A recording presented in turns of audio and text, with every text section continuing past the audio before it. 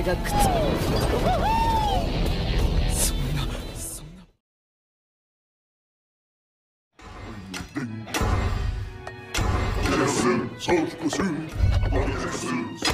聖道流。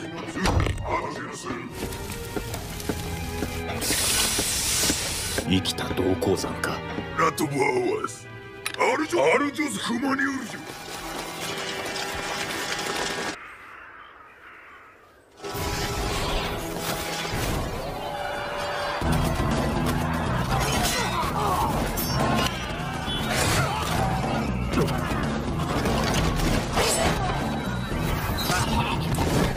Kisah berlatar di masa lalu, lebih tepatnya 21 Oktober tahun 1600. Terjadi peperangan hebat antara dua suku barat dan timur Jepang yang merebutkan kekuasaan sesudah wafatnya pemimpin Jepang sebelumnya bernama Toyotomi Hideyoshi. Dan pertarungan ini dikenal dengan Perang Sekigahara.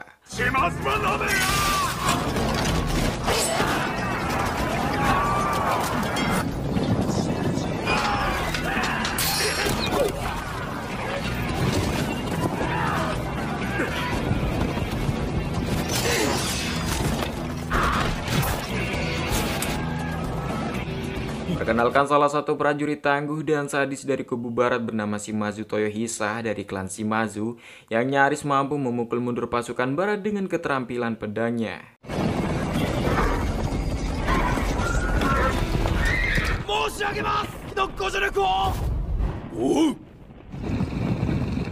Namun sayang, walau berhasil menang, kini kubu barat yang tinggal sedikit harus dikagetkan dengan bala bantuan musuh timur yang sedang mengejar mereka. Di situasi ini yang tak memungkinkan melawan mereka semua, Toyohisa meminta pamannya yang juga jenderal pasukan timur untuk lekas saja kembali ke Satsuma, biar dia dan beberapa pasukannya yang akan menahan musuh untuk mengulur waktu.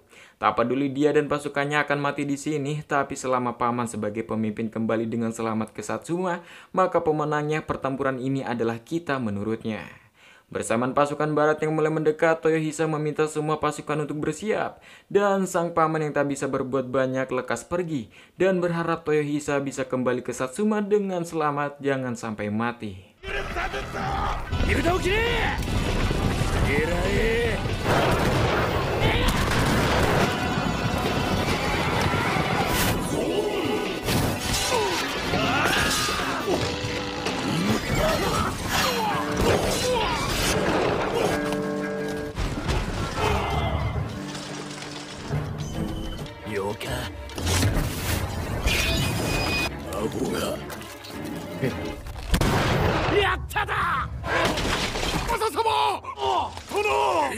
Di sini Toyohisa yang berhasil menembak jenderal mereka Naomasa, lekas para pasukan musuh mundur, membawa pulang tuan mereka dan meninggalkan Toyohisa yang luka berat.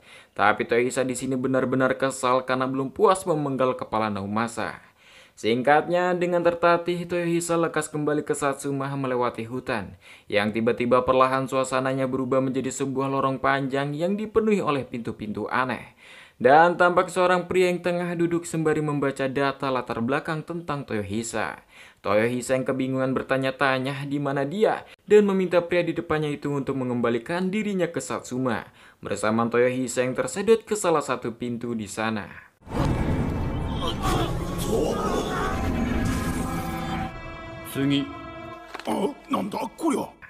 Singkatnya, Toyohisa dikirim ke suatu dunia lain yang kini ia pingsan karena luka yang benar-benar parah di tubuhnya.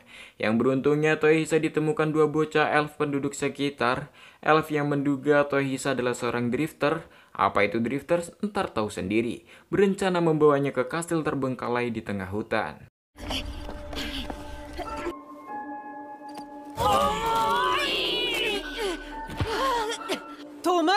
Sesampainya di sana, ternyata para elf sudah dihentikan drifter lain, sosok gadis pemanah yang sedang berjaga. Tahu yang dibawa adalah sosok drifter yang dilihat dari pakaiannya berasal dari Jepang yang terluka parah. Drifter gadis itu mengisyaratkan mereka para elf untuk lekas pergi dan tinggalkan sosok itu.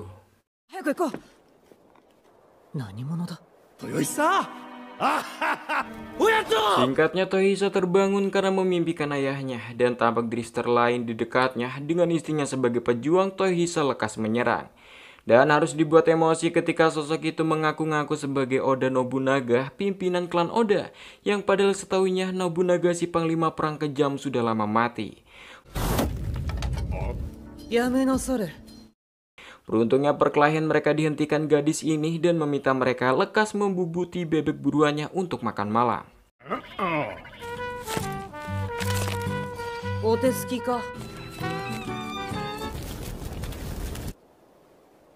Sembari menunggu matang, gadis ini juga memperkenalkan dirinya bahwa dia bernama Nasusuke Taka Yoichi. Jelas lagi-lagi Toyohisa tak percaya jika dia adalah sosok Yoichi yang berasal dari masa perang Genpei yang padahal itu adalah 400 tahun yang lalu. Tak masuk akal menurutnya. Yoichi sendiri tak peduli Toyohisa percaya atau tidak karena itu adalah kenyataannya. Dan Oda Nobunaga bertanya dari mana Toyohisa berasal. Dia memberitahu jika dia dari klan Shimazu Nagari Lehisa Shimazu. Sayangnya mereka berdua tak mengenal klan itu dan sedikit mengingat bahwa klan Shimazu berasal dari provinsi kecil dari Kyushu yang tak terlalu populer. Dan Toyohisa bertanya, jika kau benar-benar Oda Nobunaga, bukankah seharusnya kau sudah mati saat di kuil Honnouji saat insiden penyerangan waktu lalu? Nobunaga memberitahu bahwa saat terjadi penyerangan di kuil itu, dia sempat melarikan diri hingga akhirnya dia masuk ke sebuah lorong aneh dengan banyaknya pintu, dengan seorang pria misterius duduk di depannya hingga akhirnya dia berakhir di sini. Dan Yoichi juga mengungkapkan jika ia mengalami hal yang sama. Jelas cerita barusan mengingatkan Toyohisa insiden sebelumnya, di mana saat dirinya pergi dari Sekigahara lokasi perang, dia juga masuk ke sebuah lorong aneh hingga sampai ke dunia ini. Singkatnya, Nobunaga bertanya tentang kabar putranya Nobutada setelah menghilang dirinya di kuil Honnouji. Seingat Toyohisa, dia tewas saat istana Nijonya diserang Mitsuhide, sosok samurai, yang kabarnya Nobutada bertarung sampai mati ketika mendengar kabar Oda Nobunaga ayahnya telah meninggal. Yang jelas di sini Nobunaga sangat sedih mendengarnya dan menyayangkan tindakan putranya yang bodoh yang aturan lebih baik kabur menyelamatkan diri saja.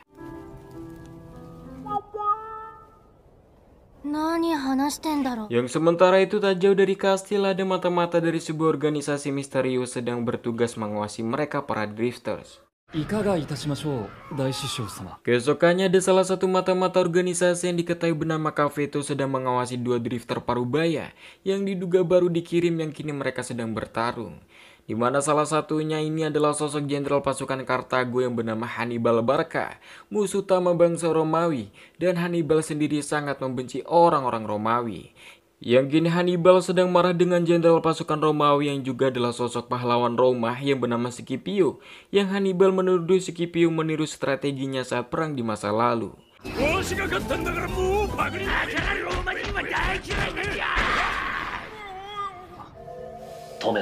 Dan dengan sebuah lewat bola sihir komunikasi, pimpinan organisasi yang bernama Abe no Haruakira meminta Kafeto untuk menghentikan mereka. Abe sendiri yang diketahui pimpinan organisasi yang bernama Octobris menugaskan anak buahnya mengawasi semua para drifters karena ia khawatir para drifters akan menghancurkan dunia ini karena tujuan mereka di dunia ini yang masih belum jelas.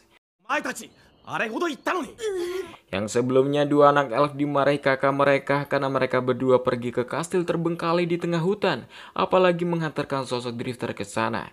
Karena jika para bangsawan negeri ini tahu maka kalian bisa dibunuh, ungkap kakaknya kesal dan memintanya tak usah lagi berhubungan dengan para drifters.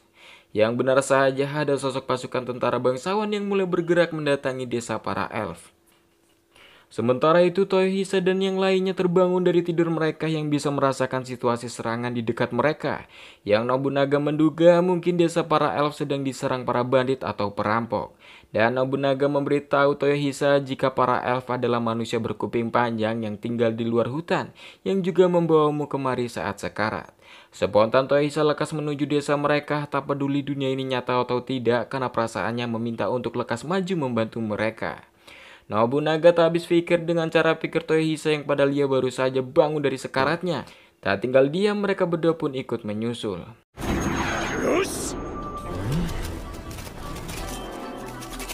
Yang singkatnya di tengah perjalanan mereka tampak dua bocah elf yang sudah terngangah dan sedang dikejar-kejar para prajurit bangsawan yang hendak ingin membunuh mereka.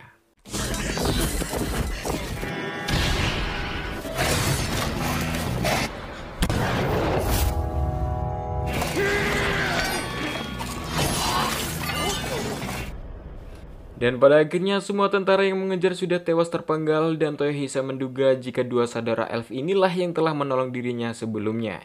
Dan dengan begini sekarang dirinya sudah membalaskan budi, ungkapnya. Nobunaga memberitahu jika para elf tak akan paham karena mereka tak bisa berbahasa Jepang. Di sini Nobunaga menduga jika para orang-orang ini bukanlah bandit atau perampok karena pakaian dan perlengkapan mereka yang terbilang cukup bagus, yang bisa dipastikan mereka prajurit biasa atau pasukan bangsawan. Di momen ini Nobunaga yang dahulu sebagai pemimpin panglima perang merasa tertantang ingin merebut kembali desa elf dari mereka. Di sini sosok gadis mata-mata Oktobris yang diketahui bernama Olminu yang membawa bola komunikasi menangkap perkataan Nobunaga tentang mengambil alih desa. Yang jelas perkataannya mengambil alih didengar Abe, pimpinan organisasi Oktobris, yang menduga jika para drifters ingin membuat satu pemerintahan baru dengan mulai merebut wilayah desa elf.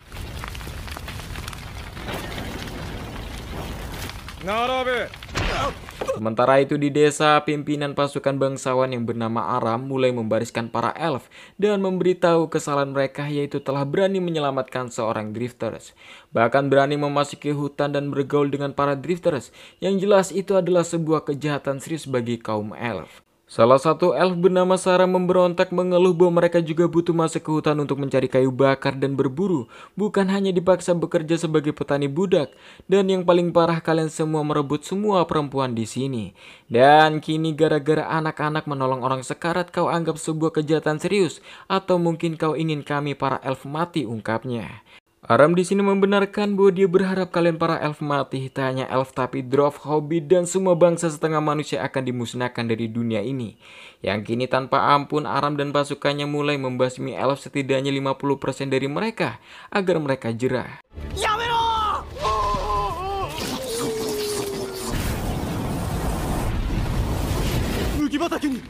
Namun datang prajurit melapor jika ladang gandum terbakar, yang jelas di sini Aram sangat kesal mendengarnya. Yang ternyata yang membakarnya adalah Nobunaga sendiri, sebuah langkah awal dari rencana penyerangannya.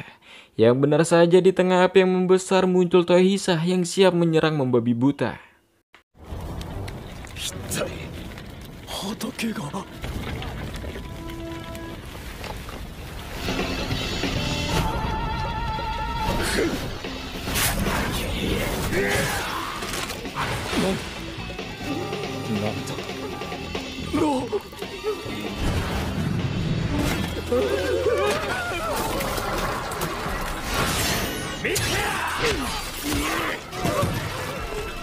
Kini Toyohisa berhasil menebas sebagian para prajurit dan kini berencana mengincar kepala komandannya. Namun Aram yang tak memahami bahasa Toyohisa menduga dia adalah drifter bersama dua bocah elf yang diketahui bernama Masha dan Mark datang memberitahu kakaknya jika ia selamat karena ditolong sosok drifter itu saat kabur di hutan. Toyohisa yang melihat banyaknya para elf yang tak berdaya menjadi korban membuat Toyohisa tak bisa menahan diri ingin mengambil nyawa komandan bangsawan itu. Sarah mencoba memperingati Toyohisa jika Aram bukanlah prajurit biasa, melainkan kesatria sejati yang mustahil drifter bisa mengalahkannya. Bersama Toyohisa yang mulai melesatkan pedangnya.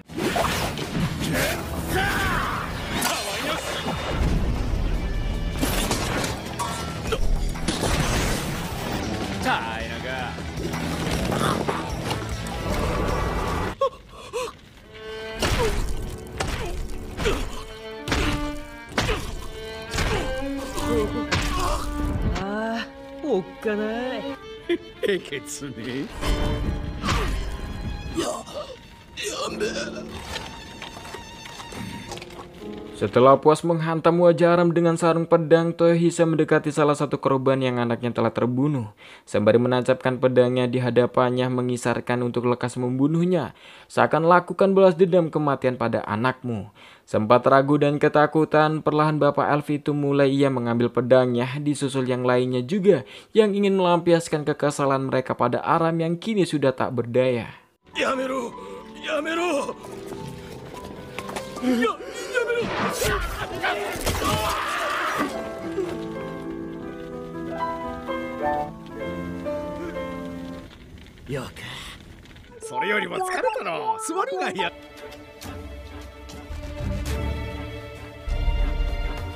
Yang singkatnya, kabar Toyohisa yang berhasil mengalahkan pasukan bangsawan di desa Elf sudah sampai pada pria misterius ini yang diketahui bernama Murasaki.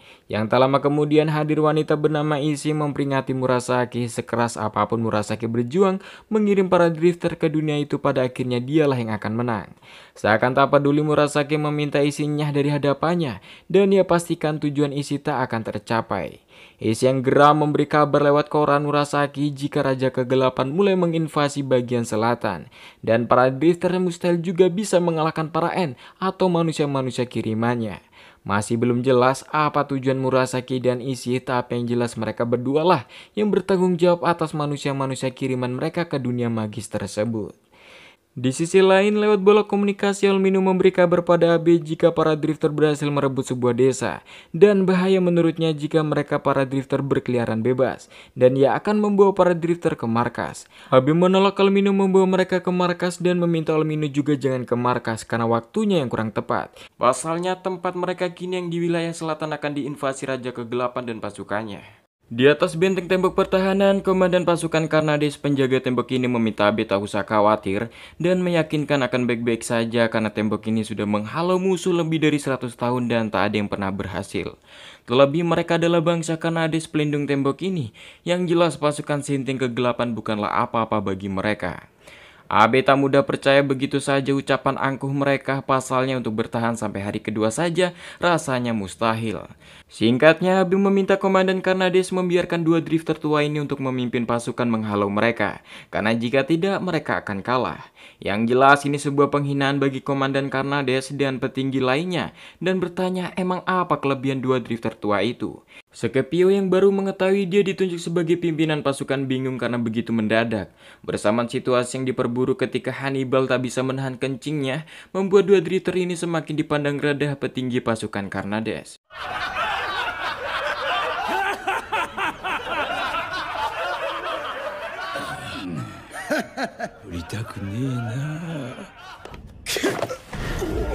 Di sini Scipio yang melihat Hannibal direndahkan membuatnya kesal dan mengangkat kerah komandan Karnades, memberitahu walau sejuta pasukanmu menyerang tak akan mungkin bisa mengalahkannya karena dia adalah Jenderal Hannibal Barca. Bahkan kekaisaran Romanya yang dikenal tak takut pada musuh walau ada sejuta dibuat gentar hanya karena mendengar namanya. Di sini Abe lekas menghentikan perseteruan mereka dan memutuskan untuk bersiap melarikan diri saja dari sekarang karena rasanya tak mungkin juga bisa mengalahkan mereka pasukan kegelapan.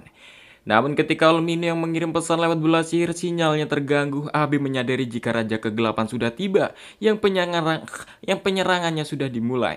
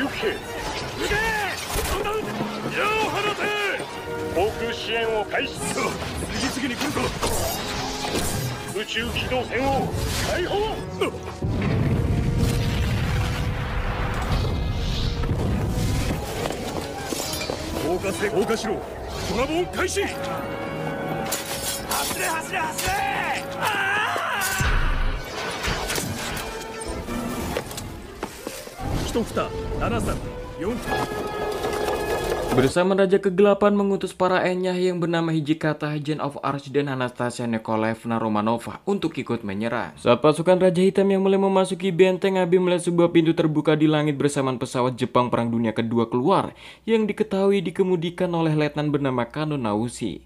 Dan Abe penasaran di pihak siapa sosok itu, drifter atau N.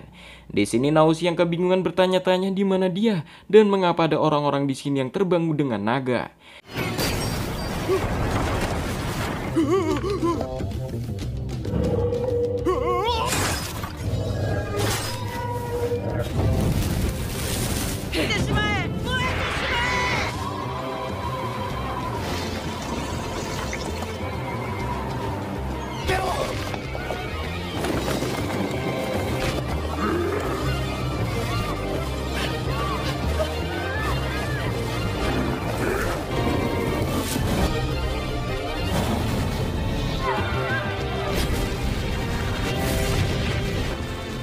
Di sini Naoshi yang melihat semua kehancuran kota ini, Naoshi teringat akan pengeboman di Jepang, di mana para warga yang tak bersalah menjadi korban, membuatnya menjadi geram dan trauma melihat insiden ini.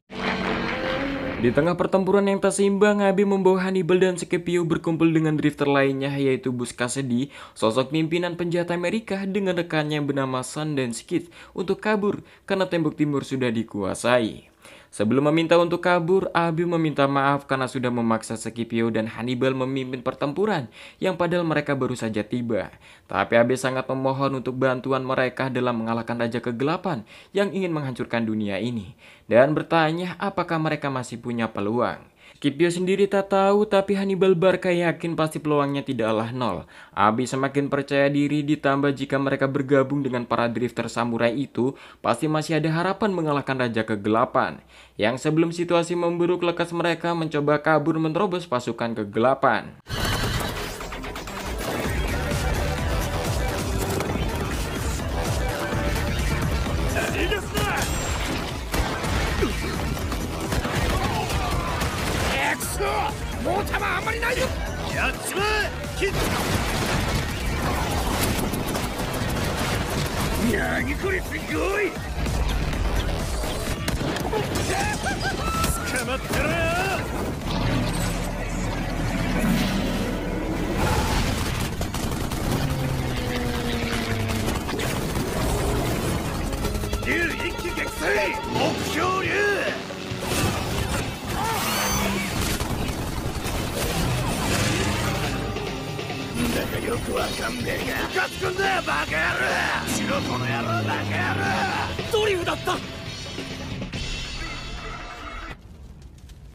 Yang singkatnya, Raja Kegelapan menyadari jika para drifter berhasil lolos dan akan terus mengejar mereka sampai berhasil membunuh mereka semua.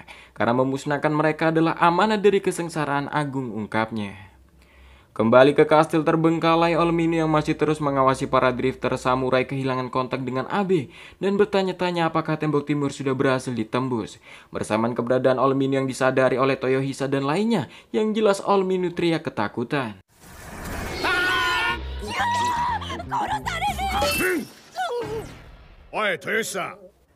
Nobunaga menyadari gadis itu bisa berbahasa Jepang, lekas Toyohisa meminta kepadanya menjelaskan apa yang terjadi dan siapakah dirinya.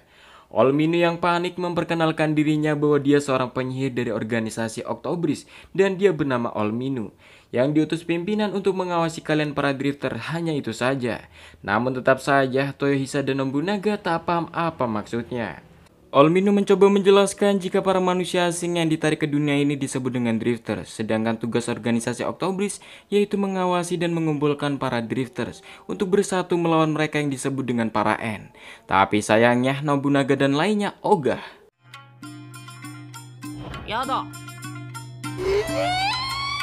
Olminu yang sudah diikat dan dibawa ke kastil di tengah hutan menjelaskan jika para N adalah manusia-manusia asing yang dikirim ke dunia ini dengan hati kejam dan jahat. Oleh karena itu, organisasi Octobris dibentuk untuk mengawasi dan mengumpulkan para drifters untuk bersatu mengalahkan para N tersebut.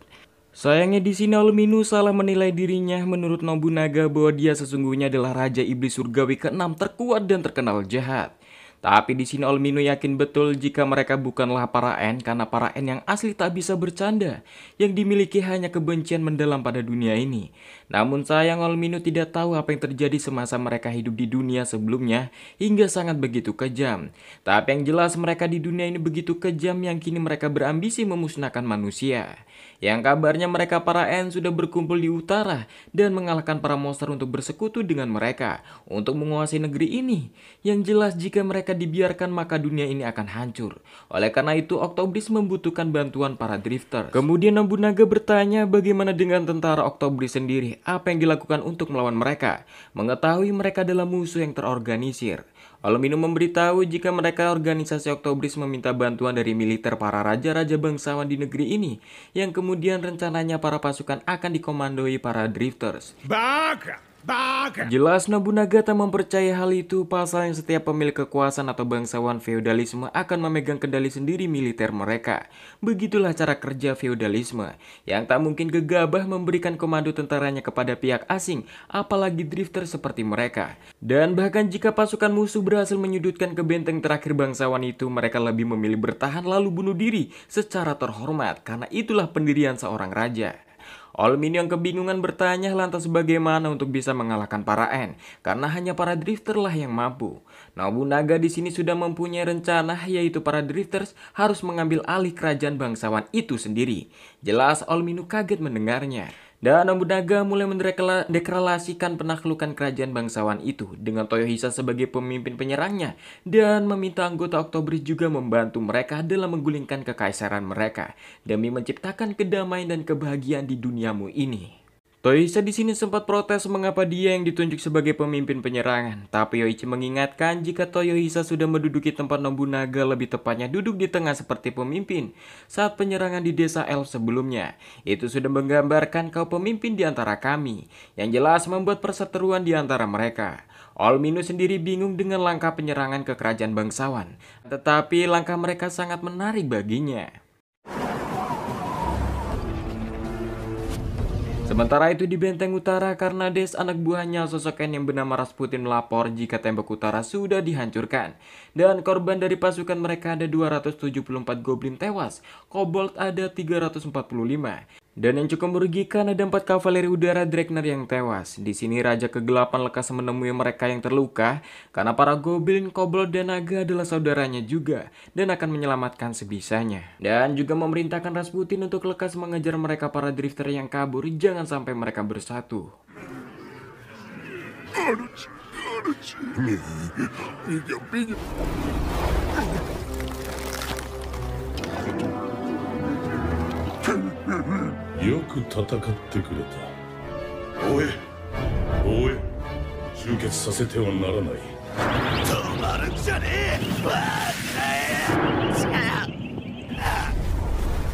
Di momen ini pesawat Naoshi mengalami kerusakan parah dan sayangnya ia mendarat di wilayah yang didiami bangsa sosok misterius, namun tak membuat Naoshi gentar. Yang sementara itu di desa para elf dihantui ketakutan karena mereka terlibat dalam pembunuhan kesatria bangsawan yang mungkin keadaannya semakin buruk. Ditambah sebagian ladang gandum sudah habis terbakar yang tak cukup untuk membayar pajak pada para bangsawan. Dan jika mereka mengambil jatah makan mereka, mungkin mereka akan dilanda kelaparan. Sarah mengusulkan untuk memberanikan diri memberontak, mati kelaparan atau mati berjuang. Bersama Yoichi yang tiba mencoba berkomunikasi sebisanya dengan bahasa mereka yang didengar sedikit aneh menurut para elf, di mana maksud Yoichi ia menyetujui untuk ikut melakukan pemberontakan. Beruntungnya ada Olmino yang mempunyai kata sihir buatan guru besarnya agar fasih berbahasa mereka. Yang jelas Nobunaga meminta Olmino lekas meminta maaf pada Yoichi, mengapa baru mengeluarkan sekarang, yang padahal Yoichi sudah berjuang keras berbulan-bulan untuk mempelajari bahasa para elf selama ini. Konnichiwa. Konnichiwa. Nobunaga meminta Olmino menjelaskan singkat latar belakang para elf itu. Olmino memberitahu jika beberapa dekade yang lalu para manusia bangsawan dunia ini menyerang dan menaklukkan mereka, yang semenjak itu mereka hidup menjadi budak, yang mereka juga mempunyai kelebihan umur yang panjang. Lekas Nobunaga meminta Toyohisa untuk berikan pidatonya.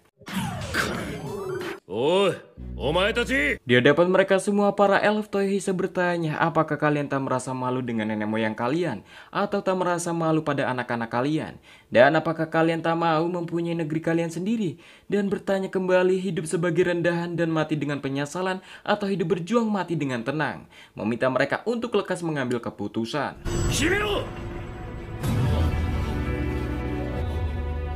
Sempat hening, salah satu dari mereka mengungkapkan jelas mereka malu hidup sebagai rendahan dan ingin memiliki negeri mereka sendiri, tak mau menjadi budak terus-menerus. Jika begitu maka sudah jelas Toyohisa mendeklarasikan mereka akan merebut kembali negeri ini. Melihat gaya kepemimpinan Toyohisa cukup membuat Nobunaga kagum. Di sini elf bernama Sarah khawatir yang kemungkinan pasukan bangsawan selanjutnya akan ke desa mereka mengetahui pasukan patroli mereka tak kembali usai dibunuh. Dan perkiraan Nobunaga mungkin dalam waktu 2-3 hari mereka telah tiba ke tempat ini. Dan mungkin desa ini akan lenyap. Sarah memohon bantuan para drifter untuk melawan mereka, terlebih mereka tak pernah menggunakan senjata untuk bertempur. Terakhir bangsa mereka berperang 40 tahun yang lalu saat ia masih anak-anak di mana ayah dan saudaranya telah mati dalam perang. Namun Nobunaga merasa janggal dengan kata 40 tahun yang lalu yang diketahui usia Sarah sekarang berumur 106 tahun. Sedangkan Mark dan Masha berumur 39 dan 36 tahun. Yang Toyohisa terkejut ternyata mereka lebih tua darinya. Di sini Olminu menjelaskan jika wilayah negeri ini dulunya adalah negeri elf yang damai. Hingga datang kerajaan manusia dari timur yang dikenal dengan sebutan kerajaan Orte menghancurkan segalanya. Ya mereka juga menaklukkan bangsa setengah manusia lainnya seperti Dwarf dan Hobbits. Menindas mereka menjadikan mereka budak dan penambang. Hingga akhirnya kerajaan mereka menyatakan sebagai kekaisaran dan terus mendoktrin semua para penghuni negeri ini jika manusia lebih unggul daripada makhluk yang lainnya. Nobunaga sendiri sudah tak heran dengan kekaisaran serakah seperti itu dan bertanya apa langkah Toyohisa selanjutnya sebagai komandan dan meminta tunjukkan taktik perang klan Shimazu. Toyohisa sendiri berencana akan membiarkan musuh untuk masuk ke wilayah ini.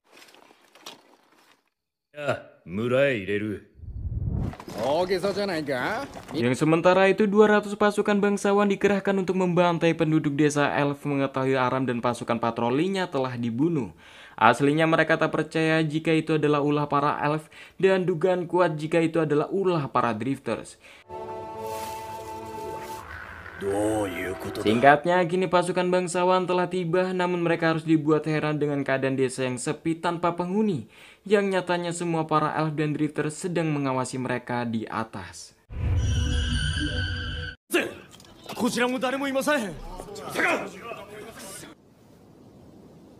Singkatnya, mereka para drifter berhasil melumpuhkan beberapa tentara secara gerilya yang kini mendapatkan 20 set baju zirah dan 20 pedang, dan 2 kuda dari para tentara yang tewas. Tapi sayangnya mereka para elf tak mahir berkuda dan hanya beberapa saja yang mahir menggunakan pedang. Dan mereka malah lebih tertarik membuat busur, tapi anehnya mereka seakan sudah terlatih dan handal dalam membuatnya. Nobunaga berencana pedang akan diganti dengan tombak untuk mengurangi kecanggungan mereka terhadap senjata. Yang sementara itu semua jasa tentara sudah Toyohisa penggal sebagai bentuk penghormatan. Namun Nobunaga sendiri melempar para tubuh korban ke sebuah lubang pembuangan. Nobunaga menambahkan jika ia sudah mencampur galian tanah ini dengan rumput tanah, tai dan air kencing. Sehingga butuh 2 tahun agar kalium nitratnya bisa diolah. Lebih tepatnya menjadi bahan peledak. Sebuah teknik yang ia dapat dari pengalamannya saat bertemu dengan sekte JKKO. Oleh karena itu para penduduk dilarang memasuki bukit ini agar mereka terhindar dari penyakit menular. Dan Nobunaga membutuhkan satu bahan yaitu sulfur untuk menciptakan bubuk misiu. Di sini Olminu heran mengapa Nobunaga begitu kejam memperlakukan jasad manusia begitu menjijikan. Namun menurut Nobunaga sendiri tak ada yang salah dengan tindakannya karena ujung-ujungnya mereka akan dikubur juga dan akan membusuk dan dimakan ulat. Dia hanya mempercepat prosesnya saja agar mereka tak mati sia-sia. Sedangkan menurut Toyohisa dia sudah memenggal semua kepala prajurit itu lalu menguburnya dengan layak. Sebuah penghormatan untuk mereka sendiri sebagai manusia. Itu sudah cukup untuk menghormati mereka. Tapi jika kau Olminu berpikir tai dan air kencing itu menjijikan, maka sama saja jika perut kita dibelah yang di dalamnya hanya ada daging dan tai saja. Oleh karena itu dia memenggal kepala mereka sebagai penghormatan dari tubuh mereka yang dipenuhi dengan kotoran. Olminu semakin paham setiap pemikiran orang-orang di hadapannya ini bukan tentang budaya atau pengetahuan ataupun teknologi, tapi pandangan mereka tentang hidup dan mati. Kemudian Nobunaga meminta Olminu untuk carikan benda kuning yang terdapat di sekitar gunung berapi yang baunya hampir mirip dengan kentut, tapi berbentuk bubuk yang sering disebut dengan sulfur. Dan lekas membawakannya atau meminta pada organisasimu itu, apalah namanya terserah. Jelas Olminu bingung buat apa benda itu, setelah tanah toilet, jasad, dan sekarang sulfur. Yang sementara itu di sisi lain Noichi dibuat heran dengan para elf yang belajar begitu cepat dalam memanah. Di sini Sarah menjelaskan jika mereka aslinya sudah berbakat memanah sejak lahir dan semenjak mereka diperbudak para bangsawan itu mereka dilarang membuat atau memainkan busur dalam waktu yang lama. Jika begitu Yoichi tak mau kalah dan akan memperlihatkan keterampilannya.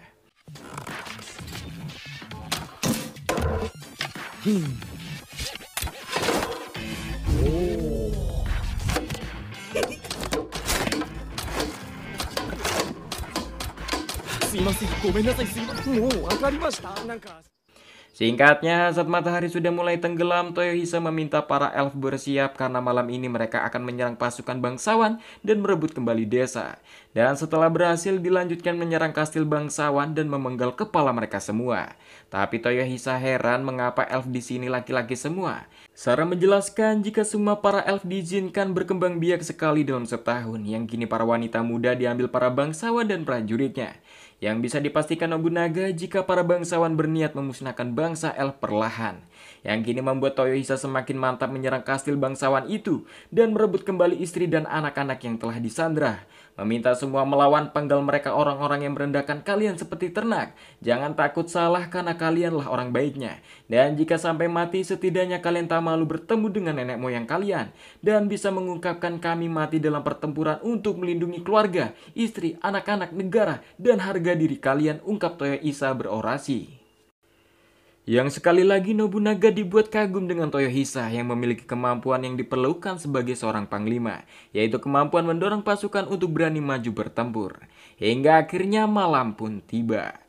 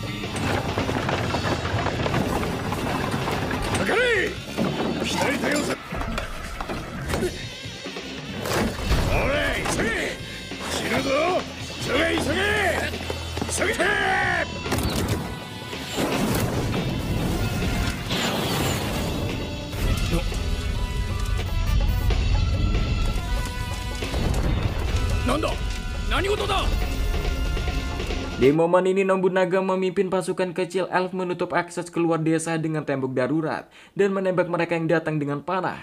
Menyadari kekaisaran Orte sedang berperang dengan wilayah lain, bisa dipastikan Nobunaga para tentara di sini bukanlah tentara tangguh, mungkin pasukan kelas 3 yang bisa dilihat dengan jelas kemampuan dan semangat juang mereka yang rendah.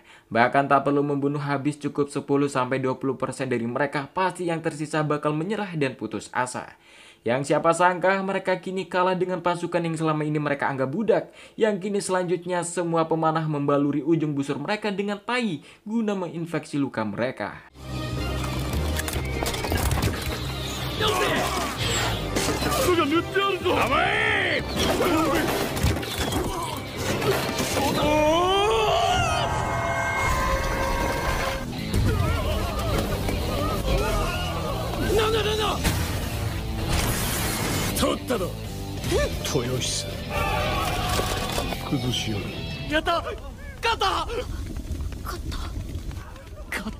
Singkatnya, penyerangan mereka berhasil menang dan sukses besar membasmi mereka dengan sadis. Namun Toyohisa meminta mereka jangan senang dulu karena tugas mereka selanjutnya merebut kastil bangsawan. Karena ketika menyerang musuh maka kita harus menyerang sampai ke akar-akarnya. Itulah yang diajarkan ayah, paman-pamannya, dan kakek-kakek buyutnya kepadanya. Yang sementara itu para tentara yang berhasil melarikan diri ke hutan kini harus berhadapan Yoichi dan yang lainnya di tengah hutan.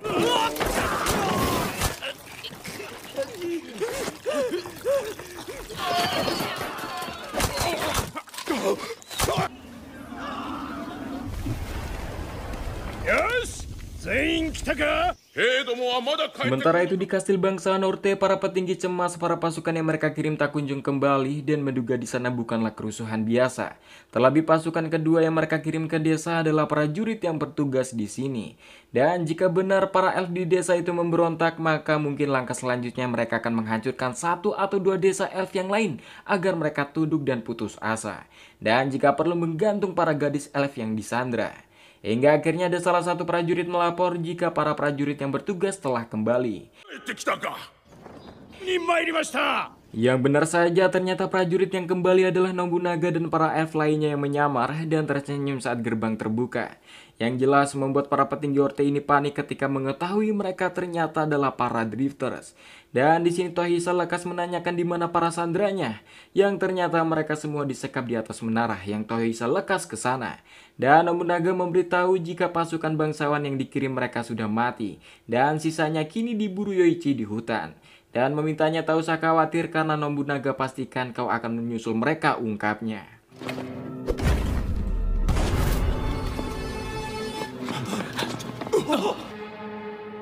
Yang sementara itu di atas, Toyohisa harus dibuat geram dengan pemandangan yang menggelikan ketika orang-orang di sini mengen para gadis-gadis elf pirang yang tak berdaya menaikkan level mereka dari tai ke parat menjadi bajingan tai, dan tak segan Toyohisa lekas membantai semuanya.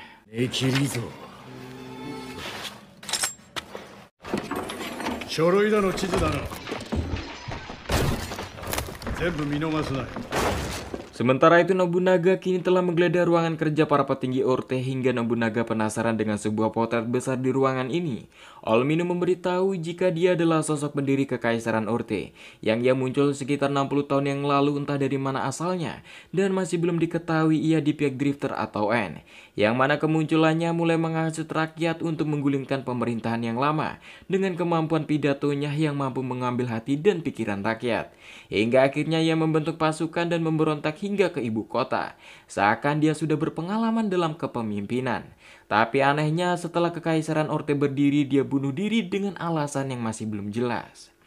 Hingga ada elf melapor jika Toyo menggiring para tentara ke halaman dan kata-kata ingin menyembelih dan mencabik. Di sini Nobunaga bisa menduga Toyo ingin membunuh mereka semua, pasti berkaitan dengan sandera wanita elf. Yang sudah jelas melihat pria elf yang lumayan, pasti wanita elf juga cantik, pasti telah dingen para prajurit di sini. Yang benar saja, kini para tentara bejat sudah dikumpulkan dengan panah yang sudah bersiap, dan Sarah meminta izin untuk menembak.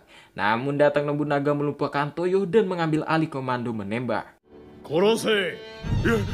Yabe! Amae!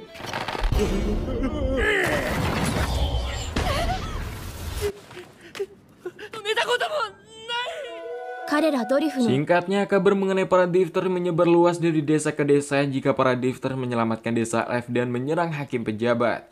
Hingga para elf wanita yang berhasil dibebaskan dari kastil bangsawan kini kembali ke desa mereka berkumpul dengan keluarga dengan bahagia. Namun mereka para wanita juga membawa pesan dari Oda Nobunaga, yaitu sebuah pernyataan yang menyentuh hati, tapi juga memanipulasi pikiran yang membacanya. Yang tertulis, jika kalian ingin memiliki negeri sendiri, jika para wanita kalian tak ingin lagi diserahkan pada mereka sebagai alat pemuas mereka lagi, maka bergabunglah dengan kami para drifter dalam pertempuran. Terlebih sekarang Orte sudah di ujung tanduk.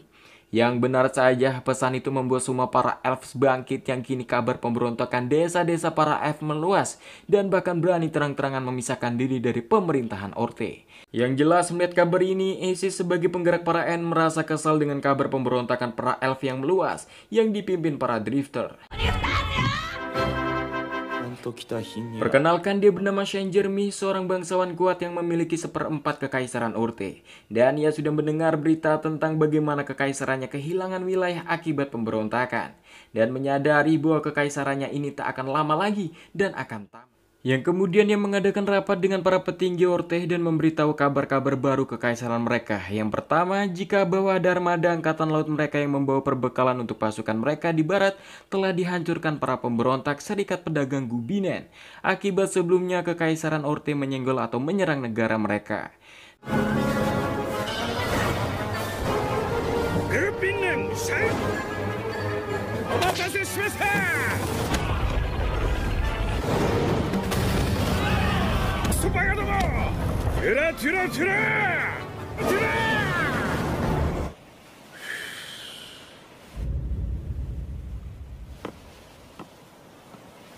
そして占領地では Dan Saint Jeremy kemudian menambahkan kabar jika para elf juga ikut memberontak. Jelas hal itu bisa memicu kebencian luas ke seluruh wilayah penduduk. Di sini Jeremy sempat bergumam sendiri, bisa jadi benih-benih revolusi di tengah penduduk akan menyebar dan semua wilayah akan memberontak dan menyerang wilayah barat.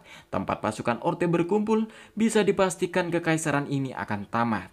Membaca situasi ini menyadari bahwa negara ini memang sudah tak bisa diselamatkan lagi. Saint Jeremy kemudian memutuskan untuk pergi dari rapat dan berencana bertemu dengan para pemberontak elf dan para drifters.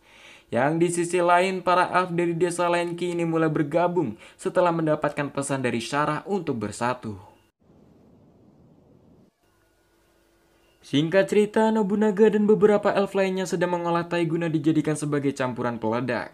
Di sini Shara memberitahu jika tak ada pandai besi yang mampu membuat replika senjata ini. Nobunaga sendiri paham karena benda itu adalah keterampilan dari pandai besi dari zamannya, yang jelas pasti sangat sulit bagi mereka. Tapi Shara tahu siapa yang bisa membuatnya, yaitu mungkin ahli pandai besi dari bangsa dwarf yang bisa. Yang sementara itu Yoichi dan Toyohisa mulai melatih mereka para elf dalam penggunaan senjata.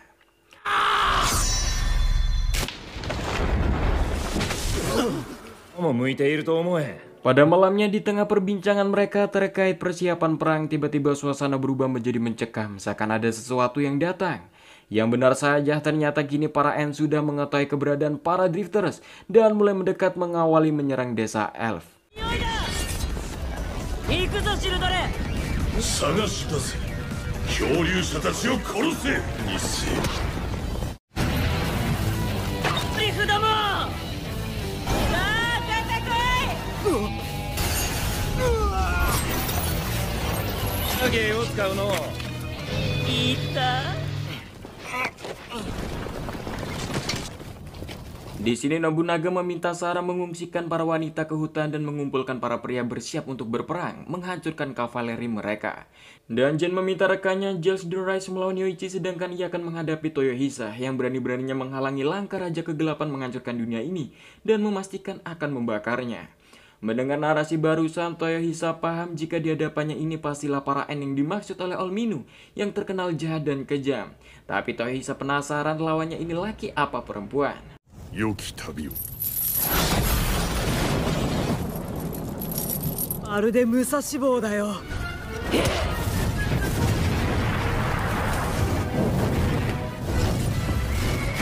すばしこい黄色の猿め。す。だよ、漂流者。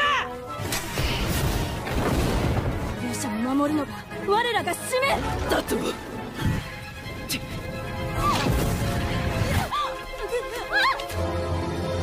Beruntung serangan api Jian berhasil dihalang tembok sihir Olminu yang nyaris membakar tubuh Toyohisa. Di sini Toyohisa senang Olminu telah menyelamatkan dirinya dan sangat berterima kasih. Tapi Toyohisa mengakui jika lawannya kali ini mampu mengeluarkan sihir yang hebat. Tapi sayang sepertinya musuhnya ini kurang berpengalaman dalam bertarung. Tapi semua itu ditutupi kesombongannya yang begitu besar. Tetap saja dia adalah petarung pemula. Masih berpeluang baginya untuk memenggal kepalanya. Dan Toyohisa sempat mendengar jika kata sihir Olminu tinggal 2 dan meminta Olminu melakukan sesuai instruksinya, dan setelah rampung meminta Olminu lekas saja kabur ke hutan. Yang di sisi lain Yoichi berhasil mengimbangi monster Giles the Rise hanya dengan keterampilan memanahnya.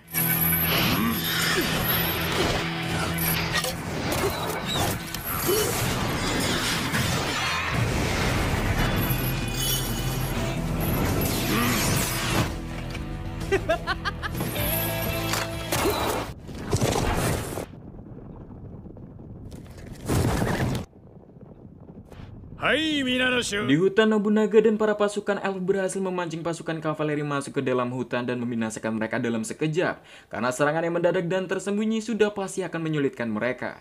Dan di sini Nobunaga khawatir jika dua monster Ents itu tak lekas dikalahkan, maka kastil mereka mungkin akan ikut terbakar. Yang sementara itu kini Jian sudah berhadapan dengan Toyohisa tepat di depan kastil mereka, dan sesuai dengan rencana yang sudah diatur, Olminu lekas membuat tembok tepat di belakang Toyohisa. Dilanjutkan tembok kedua sebagai pendorong tubuhnya. Tairo.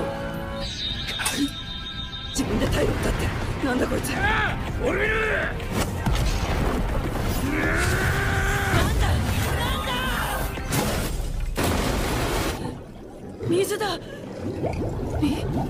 Di sini Jen terhempas hingga terjebur ke sumur yang penuh dengan air, sebuah sesuatu yang ia rindukan selama ini. Mengingat ia dahulu semasa di dunia dibakar hidup-hidup karena dituduh sebagai seorang penyihir. Hanya dia seorang wanita tampil berpakaian seperti pria di medan perang, yang padahal ia lakukan hanya ikut berperang demi membela negara dan agamanya saja. Hingga akhirnya Tohisa berhasil mengangkat Jane dan harus menyadari jika lawannya adalah sosok wanita dan bingung mengapa berpakaian layaknya pria. Memupuskan niat Tohisa untuk memenggal kepalanya karena memenggal kepala wanita adalah hal yang memalukan bagi seorang samurai dan memintanya lekas pulang saja dan bersikap layaknya wanita. Mendengar ungkapan itu membuat Jane kesal. Pasalnya kata-kata itu sama seperti yang dilontarkan orang-orang yang membakar dirinya dulu.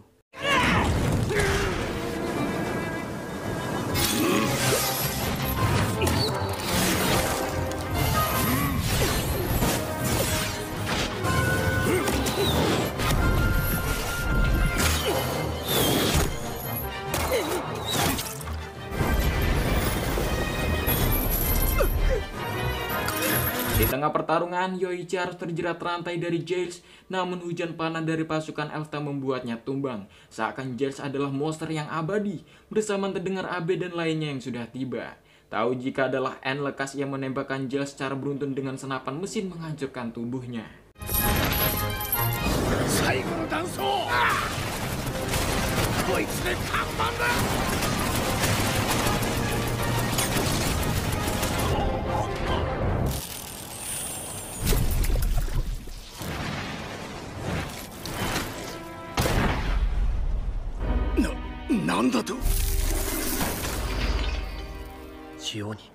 Ya, singkatnya monster itu akhirnya hancur lebur menjadi bubuk garam. Dan Nobunaga lekas bertanya, kalian siapa? Yang di sini Abe lekas memperkenalkan dirinya jika dia adalah sosok yang membenci para N, tuan dari All Minu juga. Dan dia juga pimpinan organisasi penyihir Octobris, guna membantu para drifter memusnahkan para N yang seharusnya memang tak ada di sini. Nobunaga menebak jika Abe juga adalah sosok drifter. Di sini Abe membenarkan dan ia bernama lengkap Abe no Haru Akira. Mendengar nama itu, Nobunaga menduga jika Abe no Haru Akira jangan-jangan Abe no Seimei. Seimei yang berarti Abe menyandang gelar bangsawan Jepang. Dan tak menyangka Nobunaga bisa bertemu di dunia ini. Toyohisa yang baru datang, Nobunaga memperkenalkan dia jika dia adalah sosok Seimei, Abe no Seimei, tokoh Jepang. Yang sayangnya Toyohisa sama sekali tak mengenal. Dan Abe menambahkan jika dahulu di Jepang ia dikenal sebagai praktisi Omyodo di Kyoto. Omyodo sendiri adalah sosok biksu yang mempelajari pengetahuan alam dan okultisme. Yang dengan begini berarti Nobunaga menebak jika Abe juga ditarik ke sebuah lorong dan bertemu dengan orang misterius juga. Abe membenarkan ia bertemu orang itu dan langsung ia menjadi drifter. Hingga berjalannya waktu Abe menyadari tugasnya dia dibawa ke sini bahwa ia dikirim untuk menghancurkan para N. Tapi beruntungnya sekarang dua N monster dan wanita itu sudah dilumpuhkan. Yang Tohisa memberitahu jika N wanita sudah ia lumpuhkan. Ia lempar ke sumur dan langsung menghantam kepalanya. Tapi anehnya tubuhnya sudah hilang tanpa jejak. Yang jelas hal ini mengkhawatirkan Abe karena N tak bisa dibiarkan hidup karena sangat berbahaya. Tapi menurut Toyohisa memenggal kepala wanita tak ada hebatnya dan hanya membuatnya malu saja. Melihat Abe semakin keras protes tindakannya, Toyohisa menegaskan ia tak peduli dengan aturan Abe. Ia punya prinsip sendiri tak akan memenggal kepala wanita karena itu adalah aturannya. Apalagi diatur orang misterius yang ada di lorong itu. Karena dia sebagai pejuang punya prinsip kami sendiri, ungkapnya. Melihat tekad Toyohisa yang aneh dan memegang prinsip seorang pejuang, Abe paham mungkin itulah alasan dia dikirim ke dunia ini. Tapi walaupun begitu, Raja Kegelapan dan para N-nya harus dimusnahkan tanpa memandang latar belakang mereka. Di sini All Minu bertanya siapa pria tua di gerobak itu. Abe memberitahu jika dia adalah sosok drifter juga yang kini sedang mengalami kepikunan. Terlebih ia sedih karena rivalnya saat di dunia lain yang bernama Scipio sempat terhempas dalam pelarian mereka saat menghindar dari pasukan N. Dan karena sengitnya pertarungan mereka tak bisa kembali menjemput Scipio. Tapi Abe sudah mengutus beberapa pasukan untuk mencarinya. Tapi yang tampak jelas walau mereka berdua rival di dunia mereka semenjak menghilangnya Scipio, kini kesehatan Hannibal semakin memburuk karena hanya Scipio lah yang bisa membuatnya untuk terus maju.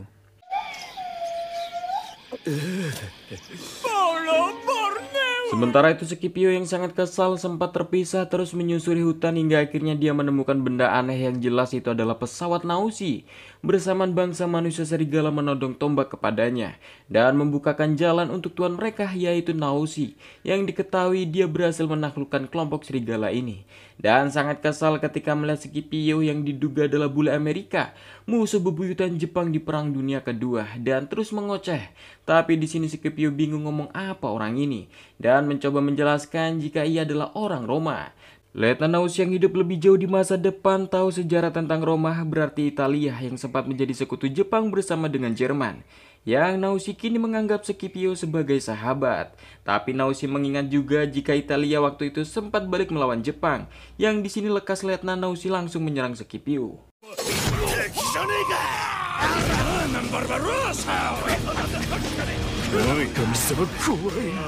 なんぞ Di sini Nobunaga penasaran dengan sebuah senjata yang cukup mengerikan di mana bisa menembak terus-menerus secara beruntun. Sundance menjelaskan jika benda ini bernama Gatling Gun, dan jika kau memutar engkolnya maka benda ini bisa menembak sebisa yang kau mau. Tapi sayangnya benda ini sekarang hanyalah rongsokan karena mereka kehabisan amunisinya. Sejak awal Nobunaga dibuat takjub dengan benda ini yang jelas bisa merubah segalanya dalam pertempuran. Dan para pasukan penembak tak perlu lagi berbaris untuk menembak. Dan sekali lagi sangat-sangat menginginkan benda ini. Tapi sayangnya B sudah lebih dulu meneliti benda ini, bahkan meneliti bubuk mesiunya juga. Sayangnya pandai besi di sini tak ada yang mampu membuatnya. Hal itu wajar karena benda ini berasal dari masa depan yang jauh. Tapi beruntungnya Nobunaga sudah membuat bubuk mesiunya selama ini bersama dengan para elf. Tapi yang ia butuhkan benda terakhir yaitu sulfur, yang ia sudah meminta pada Olminu untuk mencarikannya. Bersamaan Kafeito yang sudah tiba membawakan sulfur yang dimaksud instruksi dari Olminu. Nobunaga senang kini semua bahan sudah terkumpul. Dan sekarang tinggal mencari pandai besi dari bangsa dwarf. Di sini Abe yang melihat pemikiran dan sifat dari Nobunaga mengira dia adalah pria yang berbahaya dan harus diawasi. Karena bisa saja dia mengubah dunia ini menjadi terbalik karena para drifter makhluk yang tak mempunyai tujuan di dunia ini. Berbeda dengan para N yang tujuan mereka ingin menghancurkan dunia. Terlebih pendiri Kekaisaran Orte sebelumnya kemungkinan juga adalah sosok drifter yang ingin menciptakan negeri yang baru untuk menyelamatkan manusia yang dalam keterpurukan dan kelaparan. Tapi ambisinya itu yang kebablasan membuat meletusnya perang di berbagai wilayah. Yang sekali lagi para drifter tak bisa ditebak ungkapnya. Di sini Abe bertanya apa tujuan Nobunaga selanjutnya setelah sebelumnya ia membutuhkan Mesiu dan sudah membebaskan para elf. Nobunaga memberitahu jika rencana selanjutnya yaitu membebaskan para dwarf yang ditahan. Lebih tepatnya pasukannya akan pergi ke daerah lain untuk membebaskan bangsa yang dijajah Kekaisaran Orte, yang kemudian membentuk aliansi dari negara yang dijajah itu untuk berperang melawan Kekaisaran Orte dan mengambil alih kekuasaan yang kemudian menyatukan semua bangsa dan mendirikan federasi multirasial, di mana setiap ras boleh mempunyai pemerintahannya sendiri. Dan sedangkan mereka para drifter menjadi pemimpinan komando utama yang terus memperkuat militer mereka dengan Toyohisa sebagai panglima tertinggi dan menerapkan prinsip pejuang di dunia ini hingga mereka bisa mengumpulkan kekuatan militer yang besar dan membentuk diktator militer mereka sendiri untuk bisa mengalahkan para N itu. Di sini Abe mencoba memperingati jika rencana Nobunaga memberikan pemerintahan mandiri di setiap ras mungkin akan mengakibatkan perang yang berkepanjangan dan mengarah perebutan kekuasaan militer.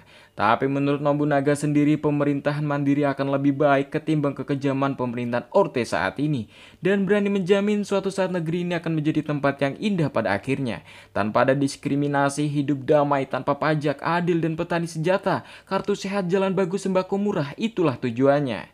Dan jika ditanya mengapa dia memilih Toyohisa sebagai pemimpin, karena sekali lagi Nobunaga tak mempunyai apa-apa di dalam peran tersebut. Karena ia sudah trauma dan takut dikendalikan seseorang lagi.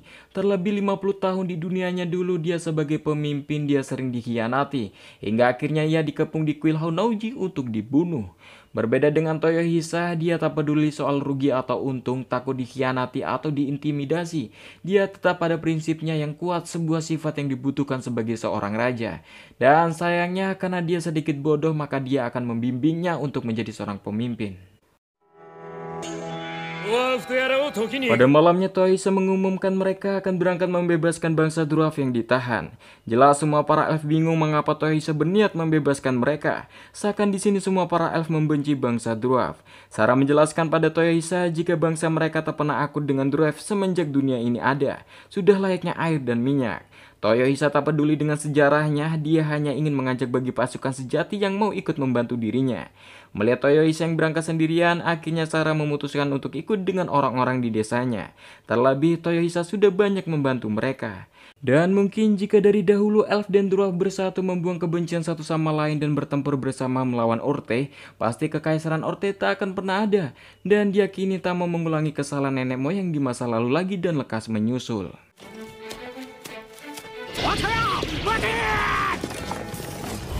Singkatnya, para elf kini sudah berkumpul dengan kelompok-kelompok desa lain siap ikut dengan Toyohisa. Sayangnya Abe dan 3 drifter lainnya tak bisa ikut dan harus lekas kembali ke markas untuk mencari Scipio yang sempat hilang.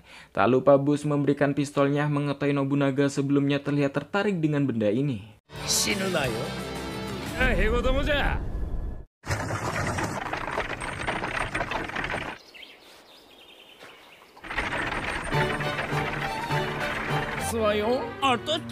Sementara itu, Saint Jeremy menuju ke arah para elf bersama Alesta dan Flem anak buahnya. Asumsi mereka, Gudang Gadolka kemungkinan besar adalah target berikutnya para drifters, karena mereka akan mencoba membebaskan para kurcaci atau dwarf yang disekap di sana.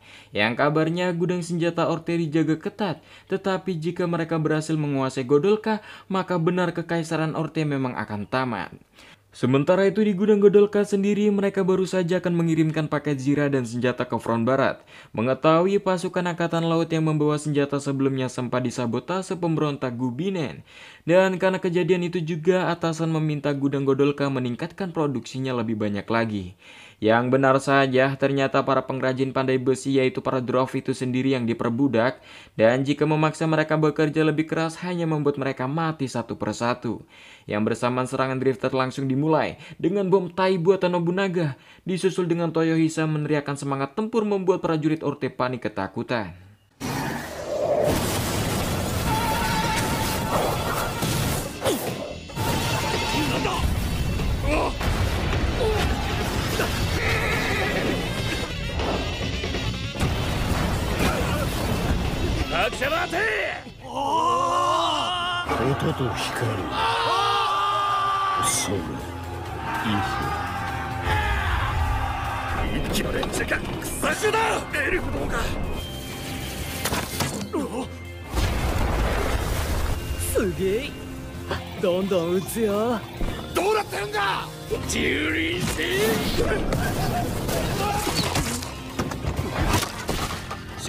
Ya, tentara luar kastil berhasil dimusnahkan hingga gerbang terbuka sendiri, mengeluarkan pasukan utama gudang Godolka pengawal berzirah Orte, yang kini mereka perlahan mendekat Toyohisa. Tapi sayangnya menurut Toyohisa, zirah berat, pedang berat ditambah tombak berat menjadi kelemahan mereka itu sendiri, dan meminta semua elf mundur, yang langsung aluminium membangun tembok sihir mengurung mereka, yang langsung memanggang mereka dengan bom tai.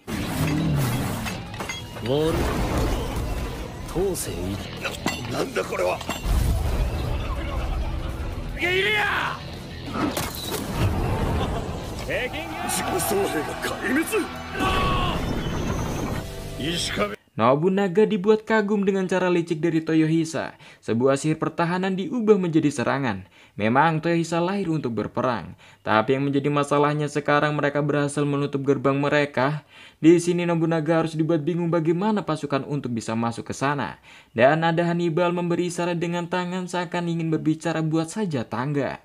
Dengan menggunakan bola komunikasi yang diberikan oleh Minu, Nobunaga mencoba berbicara kepadanya dan memintanya bekerja sama dengan Yoichi menggunakan kertas sihir tembok untuk membuat tangga. Yang sementara itu prajurit Orte dibuat lega mereka masih bisa bertahan di tembok ini sekira sampai bala bantuan datang.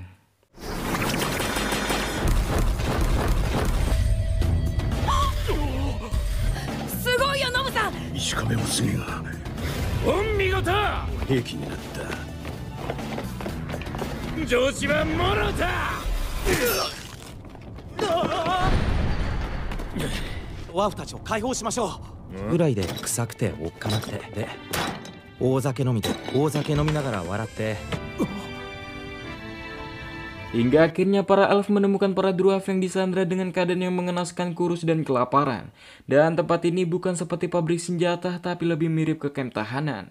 Melihat momen ini, para elf bersyukur mereka hanya dijadikan budak petani saja. Namun para dwarf yang dahulu terus maju dalam perang di masa lalu, sekarang mereka diperbudak di tambang dan pengrajin senjata setiap harinya tanpa henti. Salah satu dwarf bertanya, apakah kalian datang ingin menyelamatkan mereka? Sarah menjelaskan bukan mereka, tapi mereka juga korban yang ditolong oleh para drifters. Dwarf tak masalah siapa saja yang ingin menolong dirinya, dia memohon untuk ia dibebaskan. Karena mereka sudah tak tahan dengan tekanan di dalam gudang pabrik ini, maka mereka bersedia untuk ikut berjuang bersama. Hingga Toyo datang dan memotong pembicaraan mereka. Tahu para dwarf pasti lapar, maka sebelum bertempur, maka isi perut kalian terlebih dahulu, ungkapnya. まず飯だって言い出してるがえらい飢えてて痩せててですね。まさかまだ本丸落としてないの？ Singkatnya, semua para dwarf makan besar setelah mereka kelaparan dan kekurangan gizi, dengan menyantap semua persediaan makanan di kastil ini. Namun Naga yang mendengar laporan dari Olminu tentang makan-makan, dia juga pingin ikut makan.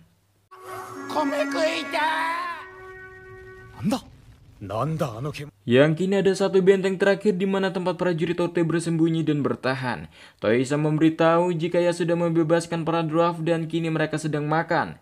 Sebelum para dwarf memakan kalian bulat-bulat, cepatlah menyerah dan buang senjata kalian. Jelas di sini para prajurit Orte yang terjebak di benteng terakhir ini kebingungan. Tak ada waktu lagi sampai menunggu bala bantuan datang. Terlebih ketika dwarf sudah kekenyangan, maka mereka begitu sangat menakutkan. Singkatnya, semua pasukan Orte menyerah dan membuang senjata mereka tanpa perlawanan. Toyohisa lekas bertanya siapa pemimpinnya dan memintanya lekas melakukan ritual merobek perut sendiri. Karena sebagai pemimpin maka kau harus bunuh diri secara terhormat. Karena itulah tanggung jawab dan kehormatanmu sebagai seorang pemimpin. Jelas peraturan itu tak masuk akal baginya dan menolak. Orang sepertimu tak pantas jadi pemimpin, ungkap Toyohisa.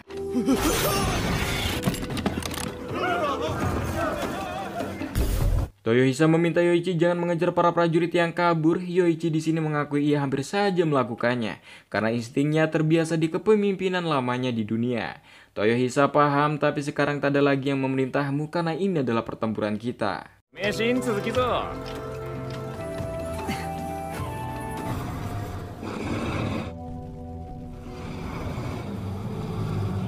Jauh di sisi lain, dua anggota Octobris tengah mengawasi tembok timur yang sudah direbut pasukan Raja Kegelapan.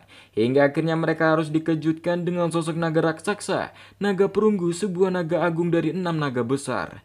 Dan masih dikejutkan dengan melihat para monster yang bertani juga, dan masih bingung apa maksud mereka ini. Yang hal ini menguatkan asumsi tuan mereka AB jika Raja Kegelapan aslinya tak ingin menghancurkan dunia ini, tapi menjadi penyelamat bagi para monster untuk mengambil alih tempat para manusia.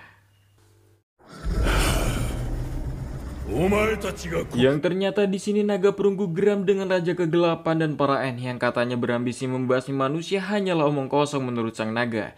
Terlebih yang membuat naga perunggu geram, Raja Kegelapan telah menjinakkan pasukan naga terbangnya dan diperlakukan seperti peliharaan. Seakan meremehkan bangsanya dan mengingatkan Raja Kegelapan jika dia adalah naga agung naga perunggu, ungkap sang naga. Raja Kegelapan pun tak peduli siapa sebenarnya naga perunggu. Menurutnya kau tak ada bedanya dengan anak goblin yang kelaparan. Dan melihat naga yang mulai emosi, Raja Kegelapan lekas menyiksa sang naga dengan sihirnya, memaksa naga perunggu untuk bergabung dengan pasukannya.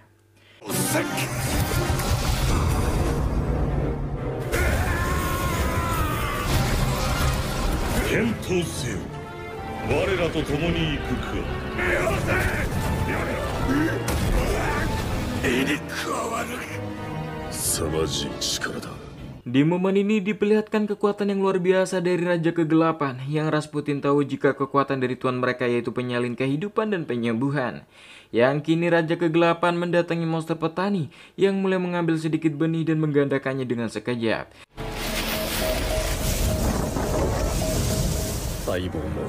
Tak hanya itu, Raja Kegelapan juga terkenal dalam ilmu penyembuhan. Meski korban dipastikan lukanya takkan sembuh atau mendekati ajal, mereka bisa langsung sembuh, bahkan bisa turun langsung ke medan perang. Di sini Eni bernama Hijikata heran dengan kemampuan yang begitu luar biasa, mengapa Raja Kegelapan masih menyuruh para monster bertani dan tak langsung menggunakan kemampuannya saja. Raja Kegelapan menjawab karena dia bukan Tuhan yang bisa hidup abadi. Yang kemudian di sini Rasputin menyampaikan jika ia sudah menyiapkan sistem yang diminta sang Raja Kegelapan, yaitu konsep agama untuk kaum monster, dan memilih mata sebagai simbolnya dari mencampurkan dengan keyakinan yang bermacam-macam dari zaman yang berbeda, mengambil bagian-bagian yang terbaik dari semua keyakinan itu untuk menyusun satu konsep agama ini. Terlebih dia sudah menyalin aksara Latin dari dunia asing yang membutuhkan waktu untuk mereka para monster bisa mengerti.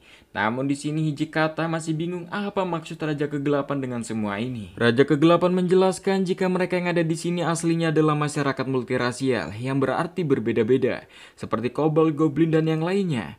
Oleh karena itu dengan sistem ini berharap bisa menyatukan semua ras dengan membuat sistem tulis-menulis kita sendiri dan menyatukan satu keyakinan dengan agama yang baru, agar monster tak direndahkan lagi dan pantas mengambil alih tempat para manusia untuk membentuk peradaban kita sendiri di dunia ini.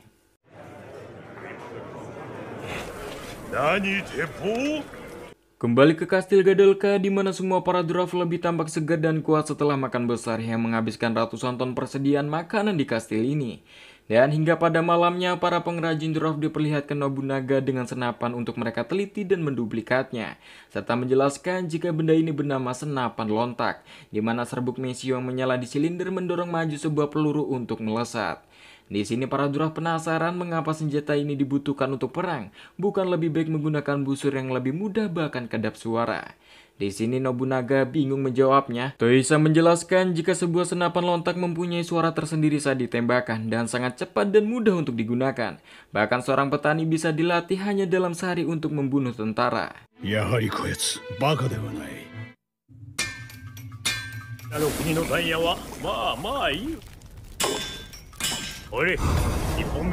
Tak butuh waktu lama, singkatnya duplikat pertama berhasil dibuat membuat Nobunaga heran yang jadinya begitu cepat padahal baru sehari. Menurut dwarf sendiri selagi ada objek aslinya tak ada alasan tidak bisa diselesaikan dengan cepat. Di sisi lain, Toyohisa mencoba melihat kemampuan para dwarf tempur yang ahli dalam pertempuran menggunakan kampak. Bersamaan hadir dua anak buah dari Saint Jeremy, yaitu Alesta dan Flame yang ditugaskan ratu mereka untuk mengetes pimpinan para drifter yang bernama Toyohisa. Yang sementara itu Saint Jeremy sudah menemui Nobunaga dan kagum ketika mereka sudah berhasil menduplikat senapan. Di sini Nobunaga masih bingung siapa Saint Jeremy. All Minu menjelaskan jika Saint Jeremy adalah bangsawan berpengaruh yang memiliki sepertiga kekaisaran Orte. Karena dituduh yang tidak-tidak seperti penjahat saja, Saint Jeremy mengaku dia juga adalah sosok drifter. Dan All Minu bertanya lantas mengapa membantu bapak pendiri kekaisaran Orte di masa lalu. Di sini Saint Jeremy meminta All Minu untuk menjaga ucapannya jika kekaisaran Orte adalah kekaisaran yang hebat dan bukan hasil kerja dari para En. Yang diketahui pendiri Orte yang bernama Adolf Hitler membentuk birokrasi pemerintahan ini dengan luar biasa efisien, menghilangkan nepotisme dan kekayaan berpusat, yang dilanjutkan menyatukan masyarakat dan membentuk pemerintahan berpusat hingga menjadi besar dan mampu menaklukkan bangsa lain selama 50 tahun lamanya. Dan jika ditanya apa tujuan sekarang dirinya ke tempat ini, yaitu ingin mengajak bersekutu. Hingga akhirnya dua anak buah Saint Jeremy berhasil dilumpuhkan membuat Saint Jeremy terkejut. Toyohisa lagi-lagi dibuat heran dengan sosok aneh di depannya ini laki-laki atau perempuan dan bertanya saha eta. Jeremy memberitahu jika dia adalah pengkhianat dari Orte yang ia tahu wilayahnya pasti tak akan bertahan. Dan ia datang bermaksud ingin menjadi sekutu pasukan pemberontak dan siap bergabung menyerang kekaisaran Orte.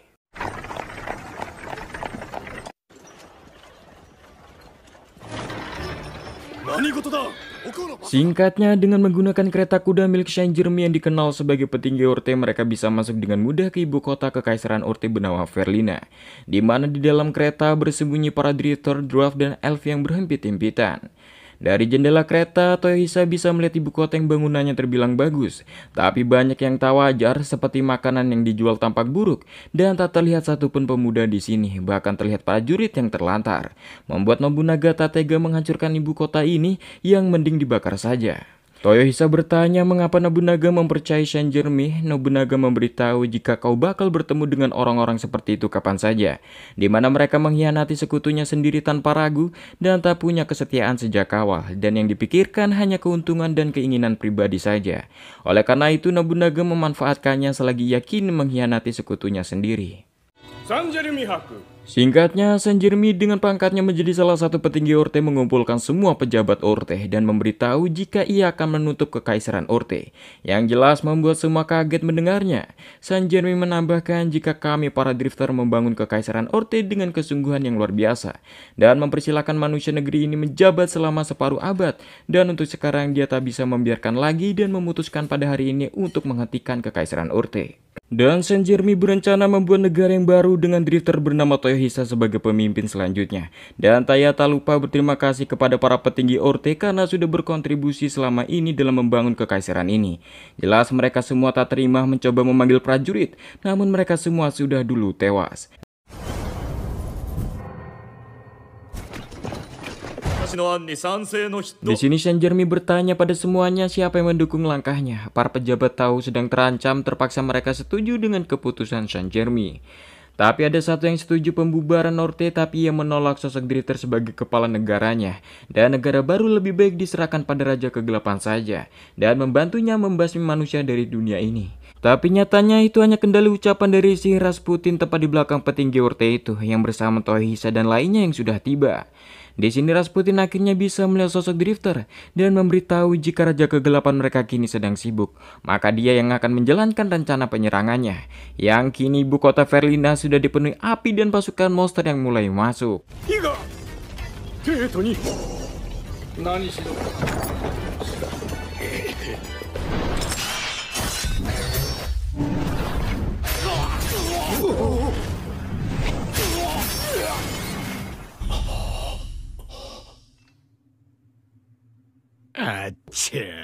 Namun Rasputin dibuat heran dengan keterampilan pedang yang barbar dari Toyohisa yang menduga jika dialah pasti pemimpinnya.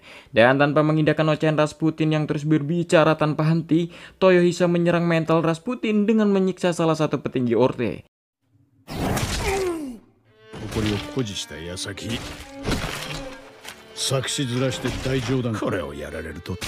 Yang menurut Nobunaga sendiri itu adalah sebuah penghinaan bagi Rasputin menyiksa seseorang dan mengabaikannya. Di sini Nobunaga mendekati Rasputin dan bertanya mengapa wajahnya berubah tak tersenyum seperti tadi, yang kemudian dia menghilang.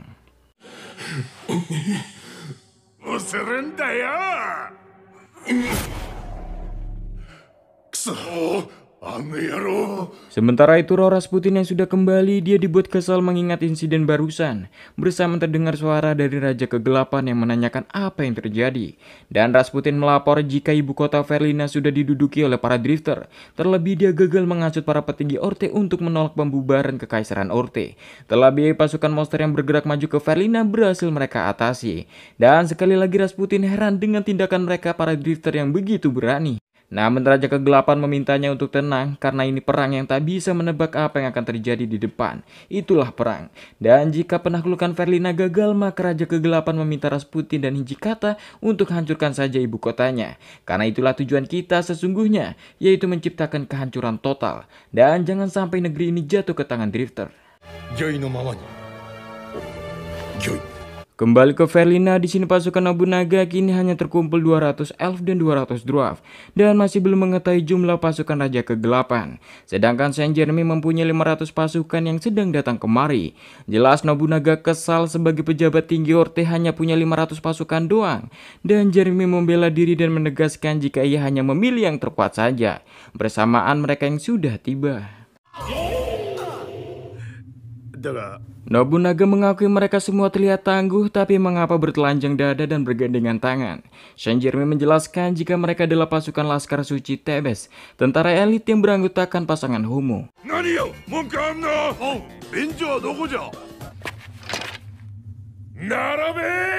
Dan singkatnya, di sini Toyohisa meminta mereka berbaris dan mencoba keterampilan mereka dalam latihan penggunaan senjata senapan lontak.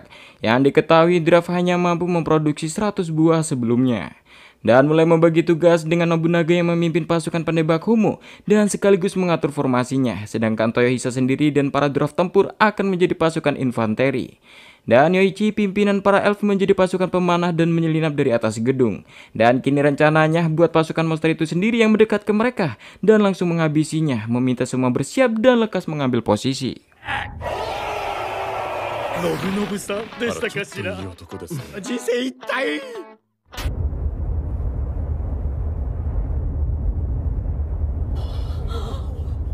Singkat cerita, ketika sudah hari mulai menjelang malam, semua sudah mengambil posisi masing-masing dan All-Minus sebagai penerus komunikasi antar pos lewat bola sihir. Yang benar saja terasa tanda-tanda kehadiran pasukan monster yang sudah tiba, dan Nobunaga meminta pasukan Masketir untuk bersiap, tunggu aba-abanya menyerang. Madada. Madada zo. Madada. Madada. Madada. Madada. Hanate!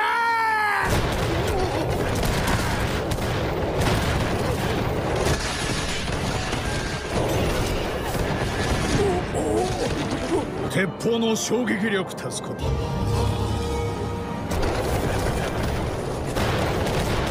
Yoichi ni aizu se! 洋一さんなんだいすっごいな。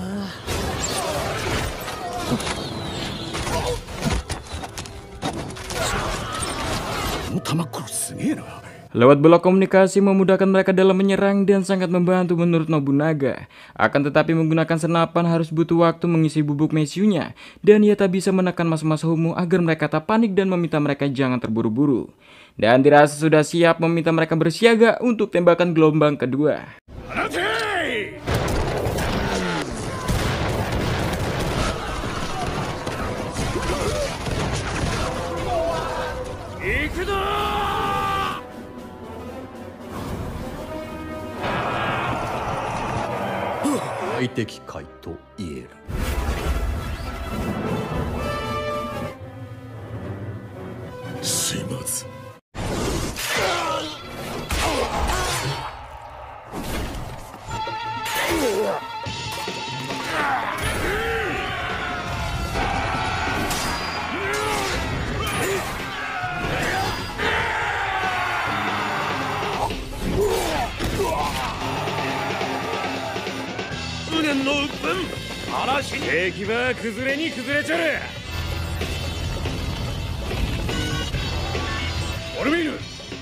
Nobunaga meminta All-Minus sampaikan pada Yoichi untuk memperluas serangan area tembakannya. Mendengar hal itu, ia lekas bergerak.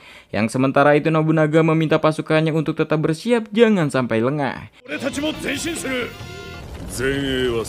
Di sisi lain, En yang bernama Hijikata memerintah pasukannya untuk mundur sementara dan mulai menyebar mengubah pasukan menjadi unit-unit kecil, mencari jalan lain untuk memasuki gedung kekaisaran.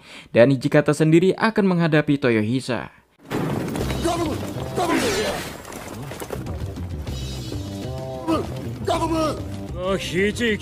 Toyohisa kebingungan mengapa pasukan musuh mundur. Berbeda dengan Nobunaga yang merasakan firasat buruk mundurnya pasukan musuh.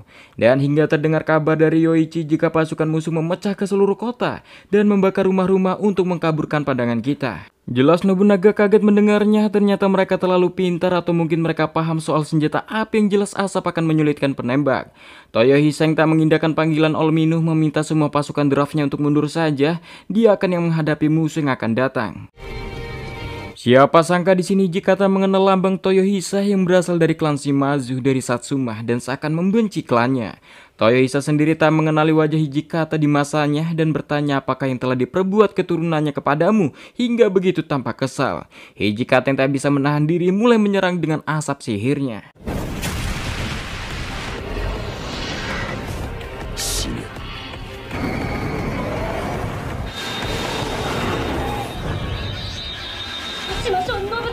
Kembali pada Nobunaga yang kebingungan langkah apa yang ia harus ambil atau ikut menyebarkan pasukannya juga. Tapi rasanya mustahil untuk menghasilkan serangan yang mengejutkan. Penembak harus tetap dalam unit besar, terlebih pasukannya belum terlalu berpengalaman. Dan jika mengirim sekaligus maka gedung cepat akan ditembus. Bersama Nobunaga diberi gambaran Hannibal Barca dengan ia yang melempar buah raspberry-nya dan menginjak mereka secara bertahap.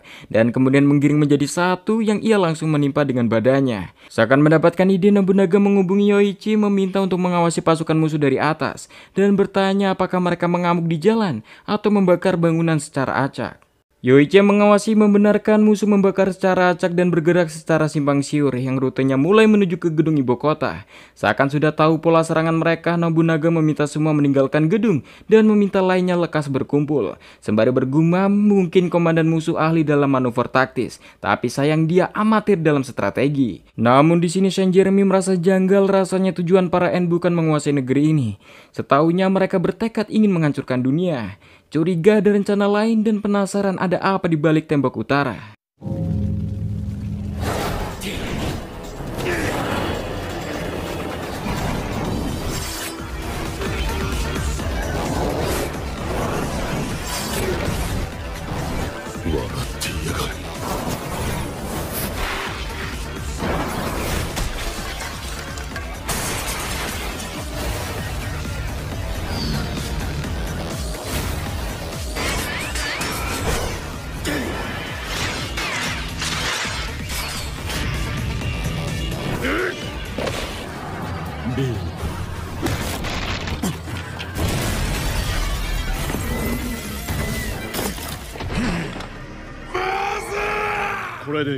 Kembali pada Nobunaga yang sudah mengumpulkan semua para pasukan yang ada dan memberitahu jika musuh sudah termakan umpan, di mana pimpinan musuh sedang sibuk bertarung dengan Toyohisa dan para prajuritnya sedang memecah bergerak menuju ke gedung, memberitahu pada seluruh pasukannya jika mereka akan membiarkan musuh untuk masuk ke gedung dan yang ada di sini akan bersembunyi. Ketika semua musuh sudah masuk ke gedung, kalian semua harus serentak keluar saat dia memberi aba-aba, jebak semua musuh di dalam gedung.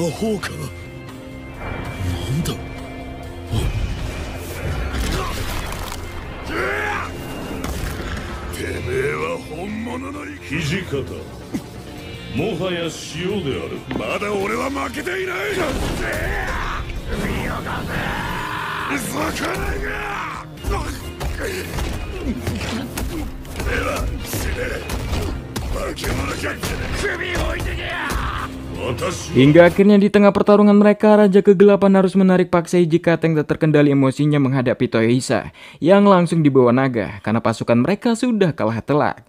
Di sini Toyohisa meminta Hijikata turun karena dia belum sempat memenggal kepalanya. Yang padahal Toyohisa berpikir ia tak menyangka bisa bertarung dengan samurai Jepang di dunia ini. Walau begitu, kini pasukannya berhasil menang.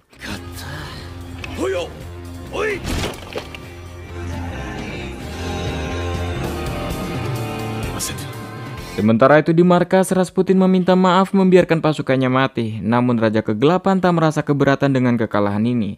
Karena berkat perang ini mereka mendapatkan hasil bagus dalam penyelidikan batas kemampuan mereka. Terlebih serangan ini cukup berhasil melumpuhkan ibu kota Orte. Dengan kata lain, ini juga disebut dengan perang uji coba. Dan tampak sosok yang baru dikirim Messi bernama Keiichiro Mitsuhide, mantan Jenderal Nobunaga yang sangat membenci Nobunaga.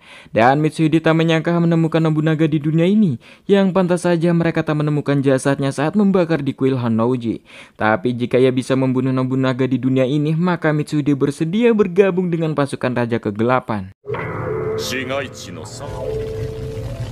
Kembali ke ibu kota Verlina yang menurut Saint Jeremy 30% dari ibu kota terbakar hangus dan kantor pemerintahan yang rusak parah. Dan kesal pada Nobunaga yang seharusnya ini hanyalah kudeta sederhana tapi menyebabkan banyaknya kehancuran. Nobunaga membela diri karena kerusakan ini disebabkan pasukan Raja Kegelapan yang menyerang. Sedangkan ia sudah melakukan yang terbaik. Sementara itu Tohisa masih bisa tertidur ketika Yoichi dan para elf menjahit lukanya. Tapi Yoichi tak heran karena saat awal datang ke dunia ini Tohisa juga dengan keadaan yang mengenaskan dan penuh luka. Menyiratkan jika hidupnya begini maka begitulah hidupnya dulu di dunianya. Saint Germain bertanya apa langkah selanjutnya. Nobunaga menduga jika pasukan Kekaisaran Norte yang berada di wilayah lain pasti tak akan menyerah begitu saja dan pasti akan melakukan pemberontakan kepada mereka, yang kemungkinan mereka mulai menunjuk pemimpin mereka masing-masing dan membuat pemerintahan sendiri. Tapi Nobunaga meminta Saint Germain tenang karena dia handal dalam strategi menghancurkan kerajaan-kerajaan. Di sisi lain, dua anggota Octobris sedang mengawasi tembok timur yang sekarang sudah dikuasai pasukan Raja Kegelapan. Dan dengan menggunakan zirah yang mereka curi, mereka lekas masuk ke dalam untuk melakukan pengintaian.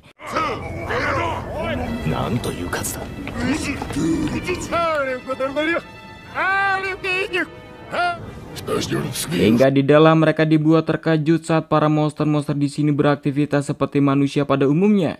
Bahkan ada yang berdagang layaknya manusia dan tampak naga perunggu yang kini tubuhnya ditambang dan dilebur untuk dijadikan mata uang.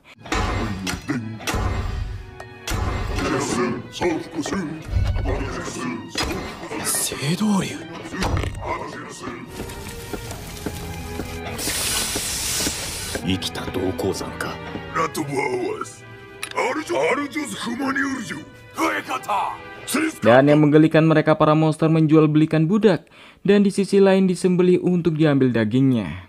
Yang menyadari jika peradaban para monster di sini berkembang dengan sangat pesat. Dari mereka yang tak bisa bertani, sekarang mampu melakukan bahkan punya sistem tulisan, keuangan, ekonomi buruh dan budak. Yang sekali lagi membuatnya heran. Padahal manusia sendiri butuh berabad-abad untuk bisa ke tahap seperti ini. Tapi sayangnya keberadaan mereka harus disadari oleh sosok N yang bernama Minamoto no Yoshitsune.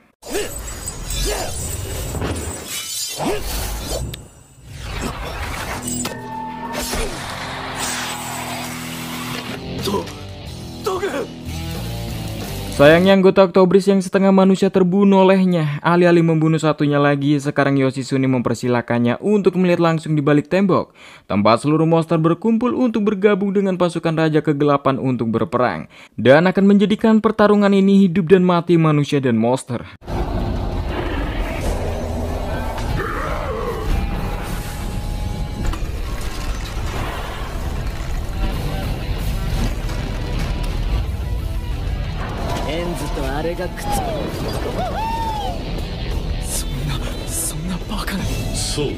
Di sini tiba-tiba hadir Raja Kegelapan yang sudah tahu kehadiran Abe dan meminta Abe menunjukkan wujudnya tak usah bersembunyi di belakang tubuh muridnya.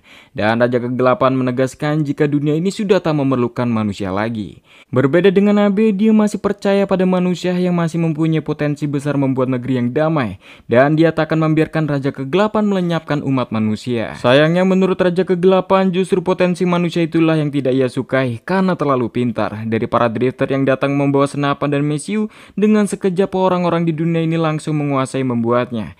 Dan kemungkinan jika mereka drifter sudah musnah di dunia ini, benda-benda peninggalan mereka, senapan dan bubuk mesiu masih akan terus dimanfaatkan lagi. Dan hanya akan membunuh ribuan makhluk bahkan jutaan mati karenanya. Yang sudah jelas para drifter hanya mendatangkan kerusakan dan penyakit, tak ada yang selamat jika hidup berdampingan dengannya. Oleh karena itu maka hapus manusia yang terlalu pintar dan ganti dengan makhluk lain, karena itulah jalan keselamatan baginya. Abe menolak pernyataan Raja Kegelapan. Lantas bagaimana dengan para monster yang kau ajari berdagang dan bercocok tanam? Yang cepat atau lambat mereka juga pasti akan mampu membuat senapan dan bubuk mesiu. Bukankah itu sama saja dengan perilaku manusia? Raja Kegelapan memberitahu ada kalanya teknologi dan budaya tidak dapat maju dan malah mundur ke belakang sama seperti runtuhnya Kekaisaran Roma. Para penerusnya tidak paham teknik dan teknologi, hingga mereka menyebutnya perilaku nenek moyang mereka seperti perbuatan setan, hanya saja mereka tak sanggup memahaminya. Sama halnya orang-orang Yunani kuno tahu jika bumi itu bulat, tapi sayang generasi setelahnya percaya bumi itu datar, karena itu adalah abad kegelapan. Sebelum pergi, Abe pastikan kau Raja Kegelapan akan ia kalahkan demi menyelamatkan orang-orang di negeri ini dan yang di balik tembok ini. Memintanya jangan meremehkan manusia. この国の元評議会の連中 Sementara itu Nobunaga meminta para mantan petinggi Orte untuk mengambil aset pemerintahan sebelumnya termasuk uang kas negara. Karena dalam perang yang akan datang mereka butuh dana yang besar. Bila perlu bawa semua barang berharga yang bisa dijadikan uang. Dan meminta Saint Germain juga menyerahkan uangnya. Anggap saja seperti investasi. Jika urusan peperangan lancar maka Saint Germain bisa menjadi kepala negara di sini. Dan akan balik modal bahkan berlipat ganda. Namun di sini mantan petinggi Orte masih sedikit keberatan. Yang jelas membuat Nobunaga sangat kesal karena dia hanya merampas harta kalian saja, dan jika dia adalah Nobunaga yang dulu, sudah jelas ia pasti akan gantung buat pelir siapa saja yang menentangnya. Dan satu lagi, Nobunaga meminta bantuan Saint Germain untuk mengajak beraliansi dengan negara sebelah Gubinen. Tapi sebelum itu mereka harus lebih dulu tuntaskan prajurit Orte yang kini ada di beberapa wilayah yang terpisah. Dan diketahui Orte mempunyai 5 pasukan yang tersebar. Pasukan 3 dan 4 yang berada di kubu barat adalah pasukan terkuat. Pasukan kelima penjaga lautan. Beruntungnya kini sudah kalah di pertempuran melawan bajak laut dari Perserikatan Dagang Gubinen. Dan pasukan kedua di utara mempunyai jumlah yang paling banyak. Dan kini kabarnya mereka sedang menghadapi bangsa serigala dan suku kucing. Tapi anehnya suku itu tiba-tiba ganas. Curiga mereka dipimpin Raja Kegelapan. Tapi nyatanya suku tersebut dipimpin Drifter Naoshi, sosok letnan perang dunia kedua yang diketahui sifatnya yang keras.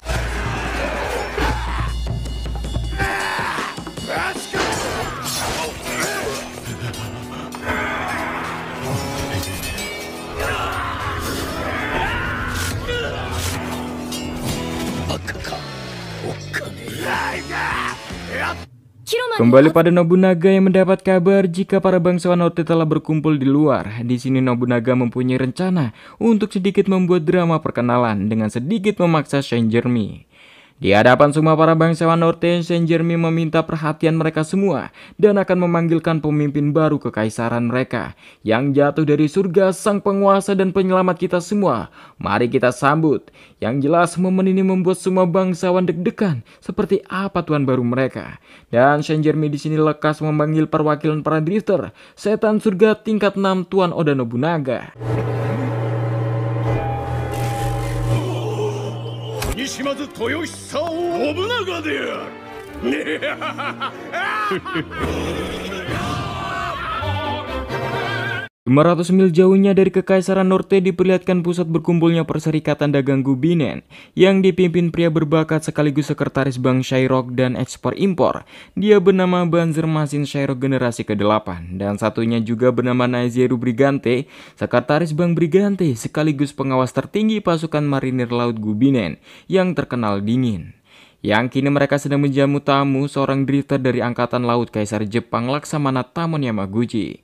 Di sini Brigante mulai mengklaim jika lautan sekarang milik mereka Gubinen setelah mereka berhasil melumpuhkan armada laut Kekaisaran Orte musnah secara total. Itu semua tak terlepas dari arahan dari Laksamana Tamon Yamaguchi hingga akhirnya mereka berhasil menang.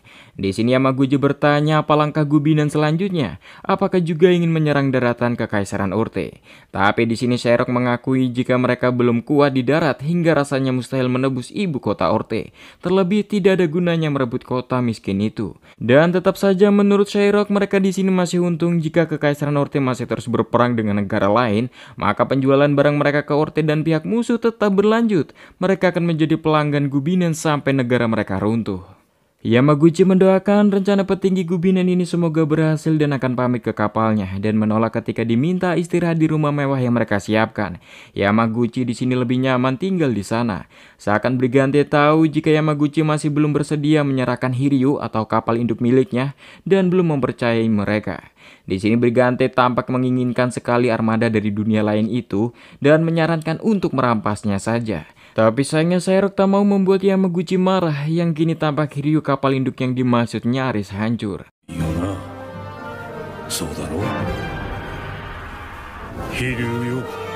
Sementara itu di ibu kota Nobunaga mulai menyusun rencana menghancurkan pasukan Orte yang terpisah-pisah. Yang pertama pasukan 3 dan 4 dari barat, jumlah mereka yang hampir sama dan jika mereka mengetahui komando pusat Orte di ibu kota telah kalah, pasti mereka di sana akan berebut kepemimpinan. Jika begitu Nobunaga meminta Saint Germain mengirimkan surat untuk kedua pasukan atas nama Saint Germain sendiri. Sedangkan isi suratnya ia yang tulis dan meminta Yoichi untuk tugas selanjutnya.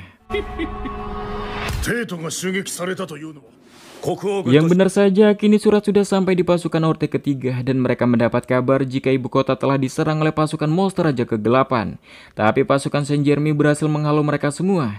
Dan akibat perang itu ibu kota hancur berat dan para pemimpin tewas semua.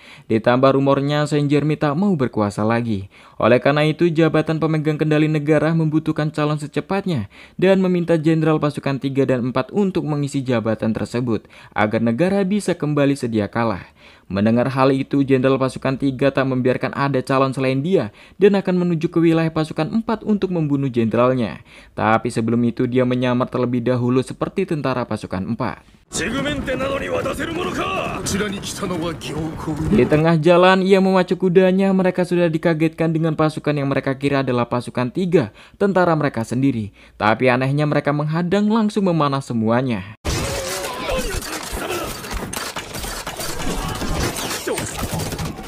Ya, ternyata yang menghadang adalah pasukan 4 yang menyamar menjadi prajurit pasukan 3 yang juga telah mendapat kabar surat dari pusat. Yang dengan begini jenderal mereka Jigmente menjadi kepala negara Orte selanjutnya. Yang benar saja di jalan, jenderal dari pasukan 4 Jigmente dibuat senang mendengar kabar jenderal pasukan 3 berhasil dibunuh. Dengan begini dia akan menjadi calon tunggal kekaisaran Orte. Dan mereka kini sedang memacu kuda menuju ibu kota. Tapi sayang di tengah perjalanan mereka sudah ada Yoichi yang bertugas membunuh jenderal 4 Jigmente dengan mencoba menebak siapa jenderal di antara mereka.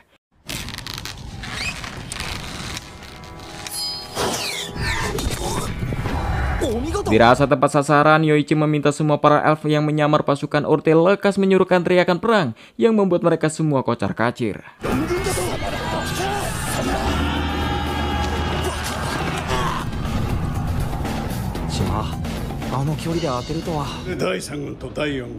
Rencana Nobunaga terbilang sukses yang bisa dipastikan pasukan 3 dan 4 yang tersisa pasti akan kelelahan tanpa bekal makanan. Terlebih mereka tanpa jenderal akan menjadi kacau balau.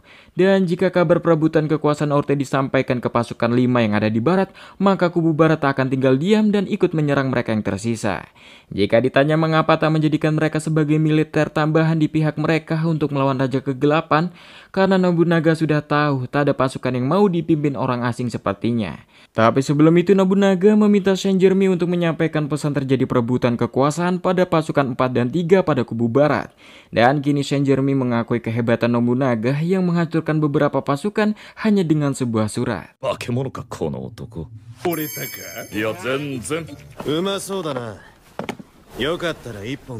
Di sisi lain, Abe dan 2 drifter Amerika menemui taman Yamaguchi dan memperkenalkan jika dia adalah pemimpin organisasi Oktobris bernama Abe no Haru Akira. Yang jelas Yamaguchi mengenal siapa Abe no Haru Akira, tokoh Jepang di masa lampau, dan tak menyangka dia bisa bertemu di sini. Kembali ke ibu kota, Saint Germain dikagetkan dengan tamu undangannya, kehadiran orang nomor 1 Banzer Masin Shairo ke-8 di Gubinen, di mana mereka sempat adu mulut. Pasalnya kekaisaran Orte dan Gubinen sedari dulu selalu berperang yang tak ada habisnya. Hingga akhirnya Saint Germain mengungkapkan jika maksud undangannya ia ingin meminjam uang dan persediaan makanan. Yang jelas membuat semua petinggi Gubinen tak habis pikir meminjam uang pada musuh. Saint Germain menjelaskan ia terpaksa melakukannya karena pasukan Orte akan menghadapi Raja Kegelapan dan benteng terakhir umat manusia adalah Orte sendiri, dan meminta petinggi Gubinen berpikir ke depan, anggap saja bantuan mereka ini adalah sebagai investasi, dan meyakinkan jika pasukan Orte akan menang karena mempunyai drifter dari dunia lain. Dan sebagai jaminan hutang, Saint Germain memperlihatkan sebuah senjata senapan milik drifter yang bisa mengubah jalannya perang, di mana benda ini baru saja diduplikat dari pengrajin dwarf dan elf yang dikombinasikan dengan gairah manusia. Dan benda ini juga yang mengusir pasukan Raja Kegelapan sebelumnya dari ibu kota, dan memperjelas jika gairah yang dimaksud adalah tai manusia. Jelas hal itu membuat petinggi Gubinen bingung mengapa harus tai. Saint Germain menjelaskan itu adalah Mesiu, sumber kekuatan ledakan, di mana tinja dan air kencing yang tertimbun bertahun-tahun menghasilkan reaksi kimia dengan bantuan mikroorganisme. Sherlock sangat paham cara kerjanya, tapi rasanya pengrajin negerinya juga bisa menirunya, maka negosiasi ini mungkin tak ada gunanya. Saint Germain mempersilahkan saja jika orang-orang yang mampu membuatnya, tapi rasanya tak akan sama dengan laras senapan yang dibuat oleh pandai besi dwarf, popornya yang dibuat tukang kayu elf. Tapi jika kalian bisa membuatnya, maka terserah produksilah massal. Tapi kelemahan negeri kalian satu, yaitu tidak ada tinja ternak karena benda ini bekerja menggunakan bubuk mesiu, sedangkan mesiu terbuat dari arang kayu dan belerang, dan campuran tinja atau tanah WC, sedangkan hanya negeri Orte yang bisa menghasilkan itu. Mendengar penjelasan panjang lebar dari Saint Jeremy, Sheriff pun akhirnya setuju dan bersedia memberikan makanan dan pinjaman uang dengan bunga tentunya. Dan rasanya Raja Kegelapan pun bisa menunggu negeri Gubin dan membantu Orte yang mulai melemah. Saint Jeremy Haku